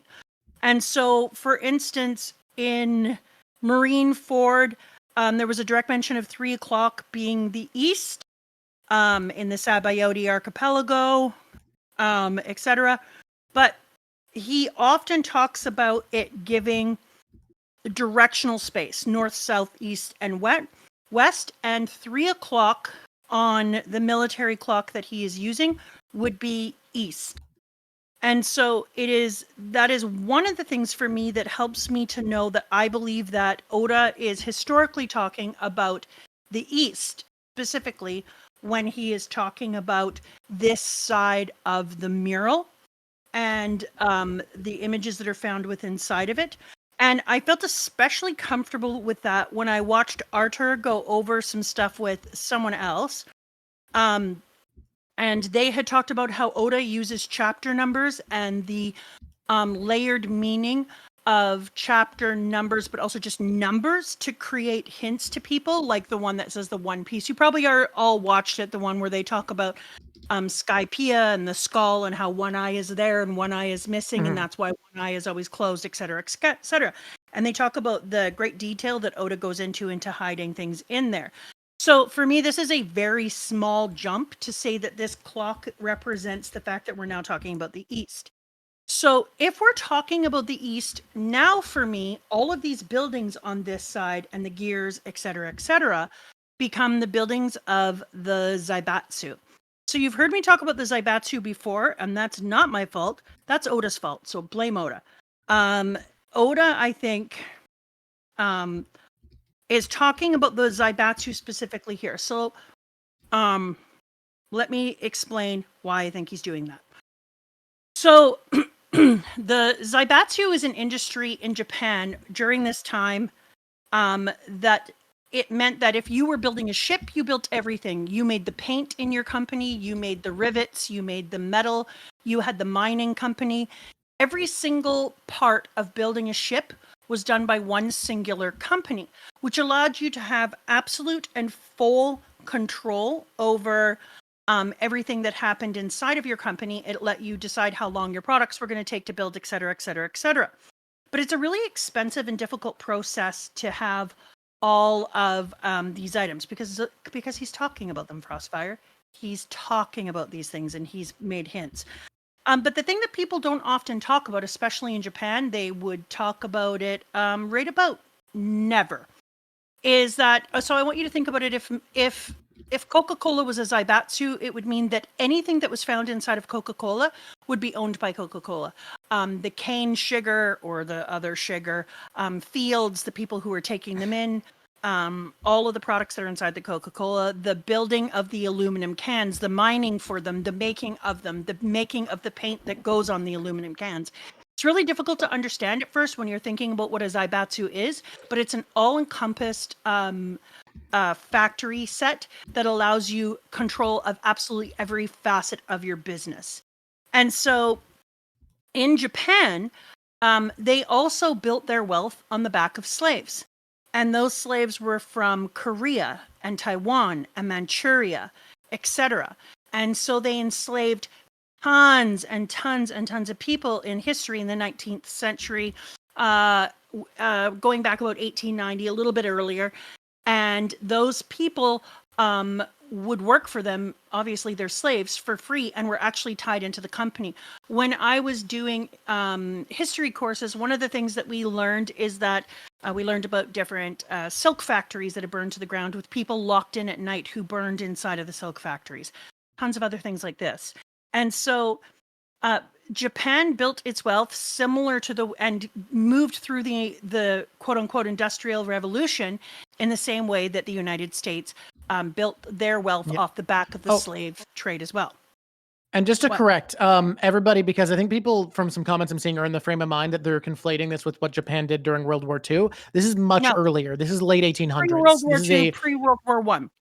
Yeah, this is the late 1800s. Japan was doing this. So I think people are starting to conflate this with other Japanese atrocities. You might be wondering, oh, there's more? That's crazy. Why don't? Well, it's because Japan is a nation that historically does not acknowledge their atrocities. Yeah. I mean, this isn't a thing that you're going to run around and talking about. So just like in the United States of America, where they believe that their wealth came from a mysterious cloud in the sky, and they don't understand that, yes, it's much easier to build heavy wealth when you're using people as slaves and don't have to pay anyone for the work that you did. The same thing happened in Japan. Japan went through what was the Meiji Restoration, where they had been in a period of isolation. They had xenophobia. They locked everyone out. They had Dutch trading posts. But they really kept most people out because they felt for a while like they were being subsumed by the rest of the world and losing the things that made them Japanese. And so when they were coming out of that, they were trying to catch up with everyone and get into the same point. Zaibatsus were kind of made on the back end of that idea that you could move everything through, you could go faster, you could restore quicker and join the world of industrial revolution if you had free work. And that free work came from Korea, Taiwan, Manchuria, and other countries who worked in the Zaibatsus. So I think those factories there are a reference to the Zaibatsu that went all the way through World War I and allowed them to be nimble in the building of ships and the creation of things, including going into World War II eventually. And I think that's one of the things that's taking place there. And then I think historically, that coming out of it and coming into conflict, that it ended up being that Japan, that 5 separate nations became kind of, for lack of a better way of saying it, kind of more important nations around the world. And I think those 5 nations are shown within the 5 X's on this serpent's neck. And there's a whole bunch of different ways that we can. There's a whole bunch of different ways that we can look at this serpent, and what he represents. But one of the things that I think he can represent is the ways in which the world was changing and the great fire that was upon the earth. So when we look up at the words, within the earth there was fire. I believe that the fire is the changing technology and weaponry, et cetera, et cetera. We see them using that changing weaponry, moving out of the Meiji Restoration into the second part, which we'll talk about on the Sunday after next. And I believe that they found a way to harness it, and that's what this is talking about. So I do think that in the real world, this is not just, it's not just talking about atomic energy.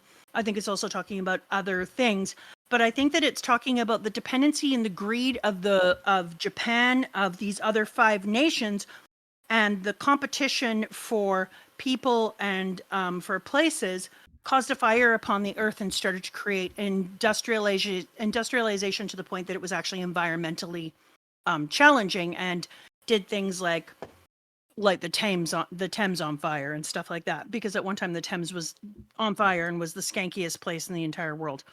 And so, I don't mean that literally. Get over yourselves, people who are trying to correct me right now. And so, that's YouTube. And so I think that that's one of the representations here. It's like a great big monster of all those people taking the sources and trying to become the most, the biggest and the best cities. I have a whole bunch more stuff on that. I can't find it in my things because that's how it goes when you write page after page of notes. And so I think that that is a representation of the eventual war that happened as people started to have factions between all the different things that they were doing. And it's a looming shadow of like militarism and an arms race and the powder keg, because these 5 distinct nations that would be like, Japan would be in it, but like we have Germany and Britain and France and Austria, Hungary and Russia, or you can put Japan inside of there. And also the exploitive use of colonial system, because the Zaibatsu was absolutely draining resources at just an outstanding rate that you can't even imagine, because they were just able to use it. And if it was the exploitive colonial system and Zaibatsus, then it would be more like Britain, France, Germany, Japan, and the United States. And they would be represented as this looming industrial colonial powder keg and also a military arms race. So I think that that giant looming figure would represent both of those things historically. And I think that all the people not paying attention and just pumping energy into this giant machine as it continues to take over and it continues to rock through the world. Now, when we look at Shintoism and we look at why he might have chosen some of these images and how he's talking about it's from the East, you can see that even though I had Drawk kind of blend in where I was, I would take this part with the happy ass rocket down at the bottom, and I'd kind of move it into the second one. And I think they did a very interesting job of kind of making the first and the second one blend. And the reason that I think that he did that is because so many of the things that happened from about 1885 into 1947 are completely linked together in a way that separating them anyway is ridiculous. So that rocket being over there makes sense because we started to look at things starting in the mid 19th century later, where we were talking about having a moon race eventually, and who can get to the moon first. So I think that there's an interesting thing putting it there, but it also can represent, in the case of the world and where the world is at this time, things like weaponry and eventually atomic weapons. So now I want to get into disagreements because I feel like not even disagreements, but negotiations, because I feel like I haven't got Shinto yet. Oh, okay. Sorry. I thought you were done. Keep going. Keep going. No. So then that is some of the historical things that I think, and we will move forward and I'll tell you what I think Zenesha represents and what I think the different things represent. But I think the 3 boats being on this side is really important because I think those boats are representing of really modern, terrifying weaponry and the movement of the arms race and the movement of the trying to get to the moon. And so that's going to go into the next talk. So we're not going to go there, but I think that's why they are pumping that one little boat full of all of the resources of the mother flame they're bringing up, which is depleting the resources, creating an environmental disaster, pushing this colonial system and the resource drain, and also creating a looming feeling of militarism and a powder keg for the arms race. But in Shintoism, there is a very little known character within it in the Izanagi and Uzanami myth. And that, I think, is depicted by this weird ass, I don't know, monster thing. And the worm. The giant wormy monster boy. And I think giant wormy monster boy is actually a kami that she threw up later. And like I said, they said her death was the creation of death itself. She ruled from below. But this monster kind of thing that they have there in some of the oldest pieces of Shinto that aren't really looked at anymore as being it. It's a Yomotsu no Okama or Okami. Yomotsu no Okami. And it is like, it appears in some texts and not other texts, and it's like a great god of the Yami.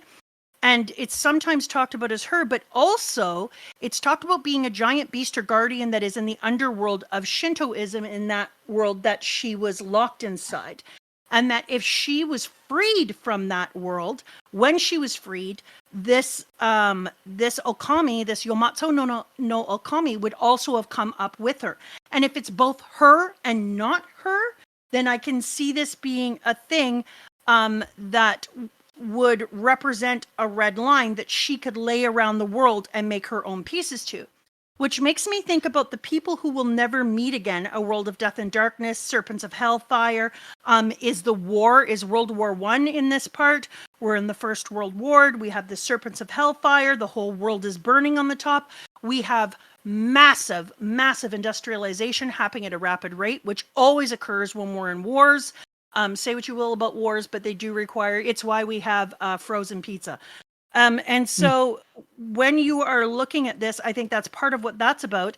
And then, and then I'm just almost there. And then you have, if it goes on too much longer, I'm going to forget everything I can say. And I think the truth is somewhere between what I agree, but this is just some of my thinking. And so then I think that this thing here is, and its X's are representing, these different curses upon the world that he can bring. And in Shintoism, there are five kind of curses or deadly yamis that he could bring. And bizarrely, they all align with the same gods that the Shandians talk about. Interesting. Okay. So hear me out. I think I'm realizing a couple of things listening to you. I think one of them is I don't think it can be quite as clean as exact parallels to World War I, II, and modern day between the 3 worlds. However, I think there's definitely historical context here. And what I'm thinking about, I think I am correct because there's too much evidence that we'll talk into as we go into the next steps, that the underworld is a source of power. But what I'm thinking of here is the idea of it representing nuclear power and advancing technology makes a ton of sense because it makes sense, especially if I don't even have to be right about the Earth God being the people of the moon for them to be upset. We see at the end of the First Age with this ship coming down, the Arc Maxim, them coming down from the moon, most likely. I feel like it makes sense them being upset that humanity has access to the limitless power supply of the underworld, and instead of using it to advance humanity, is just making things worse. They're enslaving each other. They're being brutal. They're using it. They're draining this resource that could be making their lives better and instead using it to make weapons. And I think you might be onto something with the fact that these boats could be the early blueprints of the ancient weapons. So that to me makes a lot of sense. What do you think about that negotiation between our ideas? That, like, say that last part again. My thinking is that similar to nuclear power being this thing that could have advanced humanity that we push towards weapons and have made less and less popular, the idea of humans having access to this power of the underworld and abusing it and just using it to extract resources out of people and treating them like tools and engaging in slavery to extract more and more of it and using it to create weapons of that, just like not pissing off. Because I have like 2 or 3 ideas on that, but I absolutely, for now, that's the one I'm leaving heaviest into, and I don't want to get into my other theories because I can't until we've gone over part 2 and part of part 3. So I want to talk about Princess Kaguya, right? Yeah. Princess Kaguya is an incredible inspiration to a ton of Japanese culture. It's seen as one of the origin myths, as it is the origin of Mount Fuji. I'm going to give an incredibly abridged version where a bamboo cutter was out cutting bamboo. He's like, man, I sure wish I had a child. His wife is like, yep, we should have done that. Too bad. He cuts open a glowing stalk of bamboo, and inside is a 3-inch tall baby girl. They raise her. She really quickly grows up into a beautiful young woman. They name her Kaguya, meaning Princess of Light. 5 suitors who are incredible men of renown and wealth come and are like, wow, she's hot. Let's get married. And the bamboo cutter's like, I'm going to die one day. Get married to one of these men. Pick a suitor. And she wants to listen, but is like, I don't really want to marry these guys. So she gives them impossible tasks, and none of them can do it. Some of them cheat, some of them lie, some of them get injured, some of them just fail, some of them, I don't know, missing persons list, they end up in a milk carton. And the emperor hears about this and was like, well, I want to see what can cause this kind of fuss. Goes and meets her and is like, well, you're incredible, marry me. And she goes, no. And he goes, fair dinkum, you're allowed to do that. And they instead become pen pals. And he falls in love with her, but respects her sovereignty and allows her to go on with her life being his best friend. And then one day she remembers she's from the moon. And there's 2 versions of this. One where there was a war on the moon and she was sent to Earth for safety until the war ended. And one where she committed a great crime, was reincarnated as a baby and sent to the moon to live out her sentence, and would be picked up when she had filled out her sentence. I think the truth in the One Piece version will likely be inspired by those, but not directly, because more often than not in One Piece, the mythological inspirations are used in a way that lays over cleanly, but that is not one-to-one. Either way, we have people who come from the moon, and we have trees that, in my opinion, are feeding off of this essence of dreams. Why do I think that? Well, we can't go into all of it, but we see the Sun Tree Eve and the Sun Tree Adam. We see that their roots are able to create this endless light, even though the Sun Tree Eve was killed forever ago. Even though it was chopped down and no longer grows on the red line, its roots still provide light to the people of Skypiea. I believe it feeds off of this underworld, this essence. So my thinking is, oh, and then at the end of the story, she's going back home. Her people come for her. The emperor sent guards to protect her and keep her on Earth. Too many moon soldiers come. She says you'll never win. She leaves a goodbye letter for her best friend, the emperor, and she takes an elixir of immortality that separates her mind and makes her forget her mortal life on Earth before she goes back to the land of the divine. She gives the remainder of the elixir. Its branches are the Sabiota. Dude, it's tiny. Compared to the atom, it's nothing. She gives the elixir with the letter to the emperor. He doesn't drink it because he doesn't want to go on living forever, forgetting the love of his life. So he instead climbs to the tallest mountain, waits for a full moon so he can be as close to her as possible, burns a response letter to her that we don't know what it says, and pours the elixir on the mountain, which is why it's named Mount Immortality or Mount Fuji. I think we're going to see a lot of things that are like that in One Piece. It's not going to be one for one, but the part I think comes most directly from it is that either both of the sun trees or just one of them came from this person. My leaning is, because of biblical inspiration, that Adam was the tree that came with a figure from the moon. And Eve was a colony plant grown off of a splintered portion. What do you think of that? No, I like that. I think that I would go into the full thing of that once we've actually gone through. But I but I think it's relevant to this step. I agree, but there's some stuff I would want to add to that comes from part 2 and 3 that I don't want to add here, and I think absolutely, we'll get through that. I agree. For now, that's good. But what I was going to say, for the Shintoism, is that in the curse after he saw her rotting flesh, she said, because she was so ashamed and enraged, that she would kill 1,000 people each day, and he said he would create 1,500 people each day. And when you look at the recycling of birth and death in there, it's wild to think about how that's kind of a reference to the Shintoism as well. But also, it really talks about the using of people and slaves until they die, and then they go down into the earth and they use their energy in one piece to re-enliven themselves, and or just as a way of feeding their dreams. They're not important, just their dreams are, and we use those as a type of power source. The other thing I was going to say is I think that the 5 X's could be like a Shinto doomsday cycle. So you have the fire consuming the land, which is a Karagusuki, and then death and rot, Yomi. The world is drowned, Mizuki. The earth shatters, Namuzi, which is Nami. And then the heavens rage with storms, which is Susanu. And so those different figures in Shintoism already exist, and the things that are happening to the earth and the drowning that's occurring is already occurring. And I want to point out that the reason that I'm leaning so heavily into Shintoism in here is not just the 3 o'clock. It's not just like I feel that this is only Zaibatsu. It's not just these words. It's how I found out that Luffy was a sun god.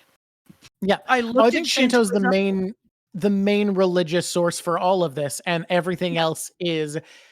I think One Piece's mythology to me, I think, is Shinto myth molded and reshaped so that it can fit the common threads you will find across many mythologies. That's my reading.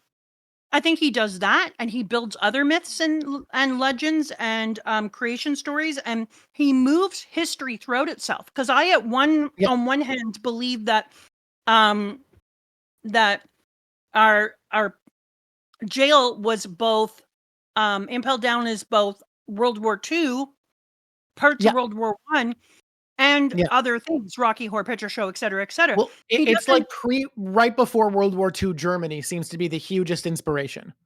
Yes, and so I think that went just before World War I, but it's also prior to the 800-year void. And the 800-year void, if you were going to just be like a person who's like, is like, well, that could be 80 years between the end of World War II and current day, and each decade is marked off by 100 years. Like, you could do that in a bunch of different ways. But I'm just saying, people are like, it doesn't line up because this and this. And I'm like, you're talking about a person who overlaps his thinking and isn't concerned with direct lining up. He's sending messages. He's making. It's not going to be one-to-one. But it isn't a one-to-one, and it isn't always linear. It doesn't matter. The place I think we're going to find the most accuracy is where we can find the most elements from the most mythologies and historical reference overlaying each other with what we see here. And so I think that when he's doing this, that we're going to find out that he moves in and out of time periods where he steals stuff and uses it. I mean, for Christ's sakes, we have the arc there with the animals coming 2 by 2. We're not going back to the original flood necessarily, but we also are. Yeah.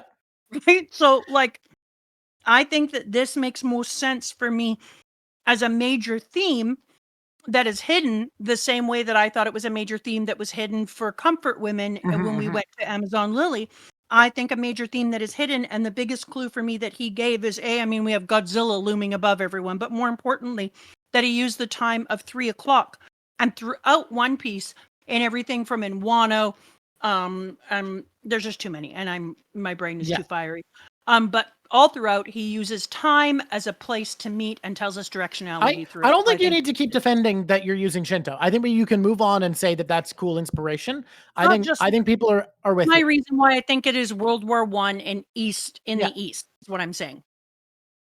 So not using Shinto. I'm not defending using Shinto. I am defending thinking this is World War I in the East and is Zaibatsu and is all this. The Shinto, I think, is obvious. Mm-hmm. So then again, I thought it was obvious that that's Zanesha, and somebody was like, no, there's ores coming out of the head from the person up there. And I'm like, great, layered meaning, layered things. That's fine. I also want to say people are saying that they think Toki is the series. They'll say lots of things, that Emu and Lily are the series version of the Emperor and Izanami and Kaguya. I could see that. I am honestly kind of more feeling that they might end up being more Izanami Izanagi. I don't know. But I think that, yeah, Princess Kaguya and Toki definitely have a lot of crossovers. She left her homeland to go where she was needed and is a person of the moon, being married into the Kozuki clan. However, what are the Momonosuke animals? Is Marco the pheasant of Momonosuke or of Momotaro, or is it the admirals? Is it Aokiji? It's kind of both. One Piece is going to reuse a lot of those things. That all being said, I think there was a person from the moon, probably a woman, who came down and gifted Earth with the Sun Tree, awoke their desires and their dreams as a gift, and that was a power that was abused, but also used freely. So I think some people abused it and used it for a power source and enslaved people, and then one person used that power to become the sun god. And One Piece is a series about how the best thing you can do is motivate people to seize their own power. I think there's going to be an overlaying in there. Like I talked about before, that I thought that he should have been doing more with environmentalism. I think this is massively into environmentalism. I think he's going to be talking about it being an overuse of resources and stuff. And one of the reasons that we might end up having a period of time, which is a void century, if you're looking at it historically within One Piece, is that they could have just been trying to hide the information of how to build these gigantic ass weapons and overuse these resources of the Mother Flame straight out of the earth. Mm-hmm. Toki was an Amatsuki, which means heavenly moon. I mean, it makes sense. I think Suki being Kaguya inspired makes sense, but I don't think that means that's all there is, right? Does this theory go against Lunarian colonization? I've been thinking more and more. And the biggest issue I have with Lunarian colonization, and the reason I'm leaning away from it for the first age, the age of slavery, is because I don't think Oda would write a story about repeating cycles and have the same bad guy in part 1 and part 2. And I'm standing by what I said about part 2. I'm feeling even more solid about it. But because of that, I feel like part 1 I had to be wrong about. Interestingly, like my Lunarian part is going to come back later once we get into the Void Century move through part 2, because I think that's when it's safe to bring it in. But I was going to say, one of the reasons that I also think that this is talking about prior to World War I and World War I is that I do think partly many things. I think it means many things, the giant lizard. But I think the giant lizard is also appropriate because once it goes down onto the earth as the red line, it divides the earth, and then I still believe the comm line is going to turn out to be everything. And then you have comm belt, but the comm belt, and then you have a line of where all the action is taking place, and then the comm belt on either side, which is quote unquote protecting the kings, but that's not what actually is taking place. And I think it's going to end up being a very important historical reference. But by doing that, it divided the earth into quadrants, into 4 quadrants. And historically, that makes the most sense, because when you're thinking about the 5 major powers at that time and dividing it, the world was incredibly intertwined in its economy, in its weaponry, and everything. For a long period of time there, we were super interconnected. And then just prior to World War I, everybody started to go bizarrely separate as we were having this powder keg looming of these feelings of animosity between each other, and we weren't sharing resources in the same way anymore. And in a large part, some of it was due to Japan. That it came out of a period of isolationism, when they came out, they were like, NBD, we completely control everything, which is why it was made illegal after World War II. It was one of the things they had to sign away on, making zaibatsus illegal. And so I think that he tells a lot of times history of Japan that Japanese people don't talk about, that the world doesn't talk about. They had this sense of Japan just being this great place. They don't talk about all the horrific things that occurred, which I think is infantilizing a nation. And so I think that this monster here is also a representation, along with the calm belt and along, so that we have both our lines of dividing the world into 4 quadrants and everybody picking sides. So I want to talk about the monster because I have 4 entirely separate readings for what it could be, and I'm not leaning towards any of them right now. I'm really struggling. Can I go No, through? neither am I. Can I go through all of my readings of it? And I want you to tell me what you think about each one. Well, you can't go through all of them because I got to leave at 5:30. Well, I got 4. Okay, so I got 4. One of them, it is a figure like Emu or the Emu of the past or Blackbeard of the past. They are someone who saw the sun god rise against and try to overthrow the system of slavery and use this devil god power that the earth was infused with, that was being used as a power source. And this was someone who had probably held the position of the king of this era.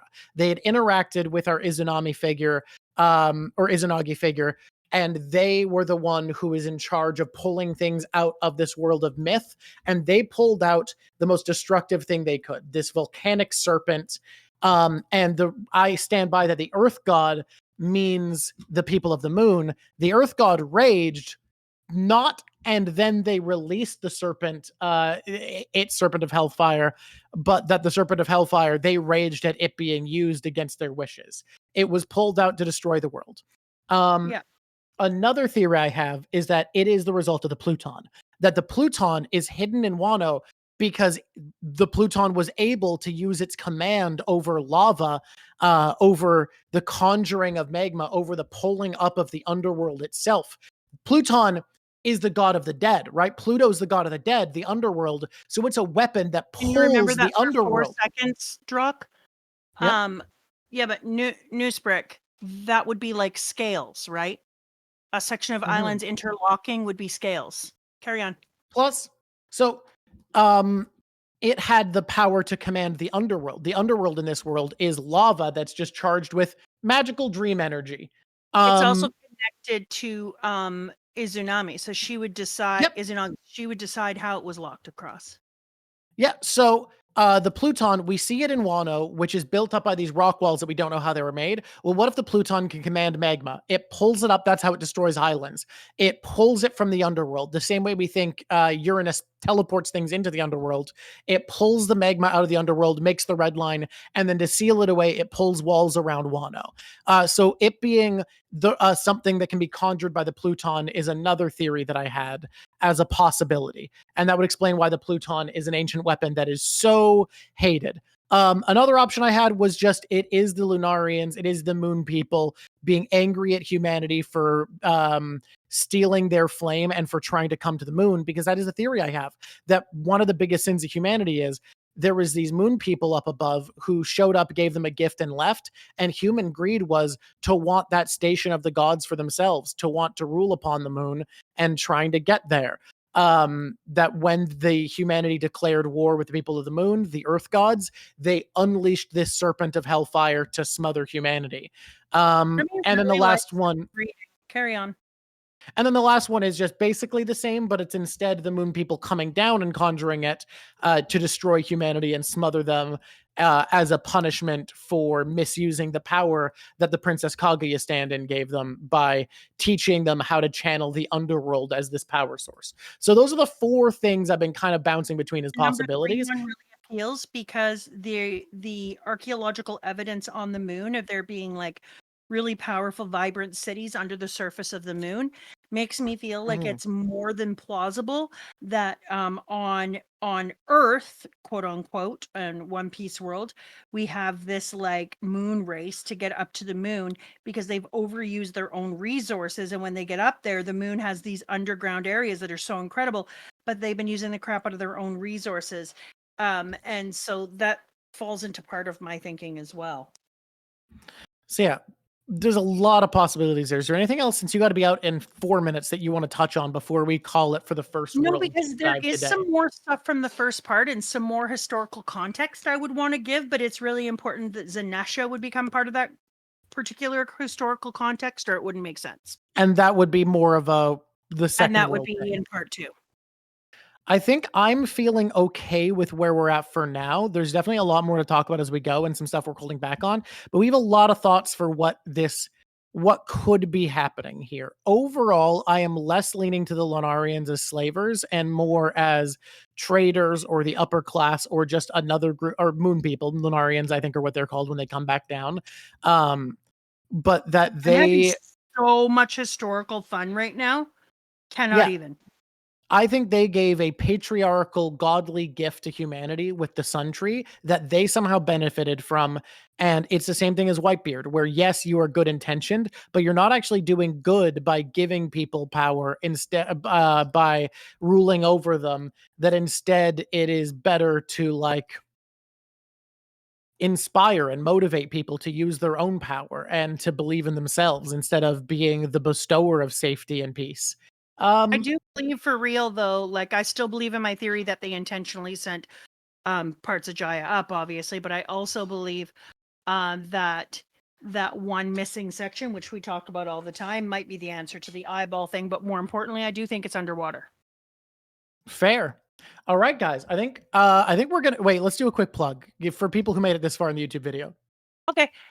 Hey there, guys. You should press like. You should subscribe. It would really help us out. Do it. Bye. All right. Should we say goodbye and do a raid? Yeah. I think we should. Let's talk about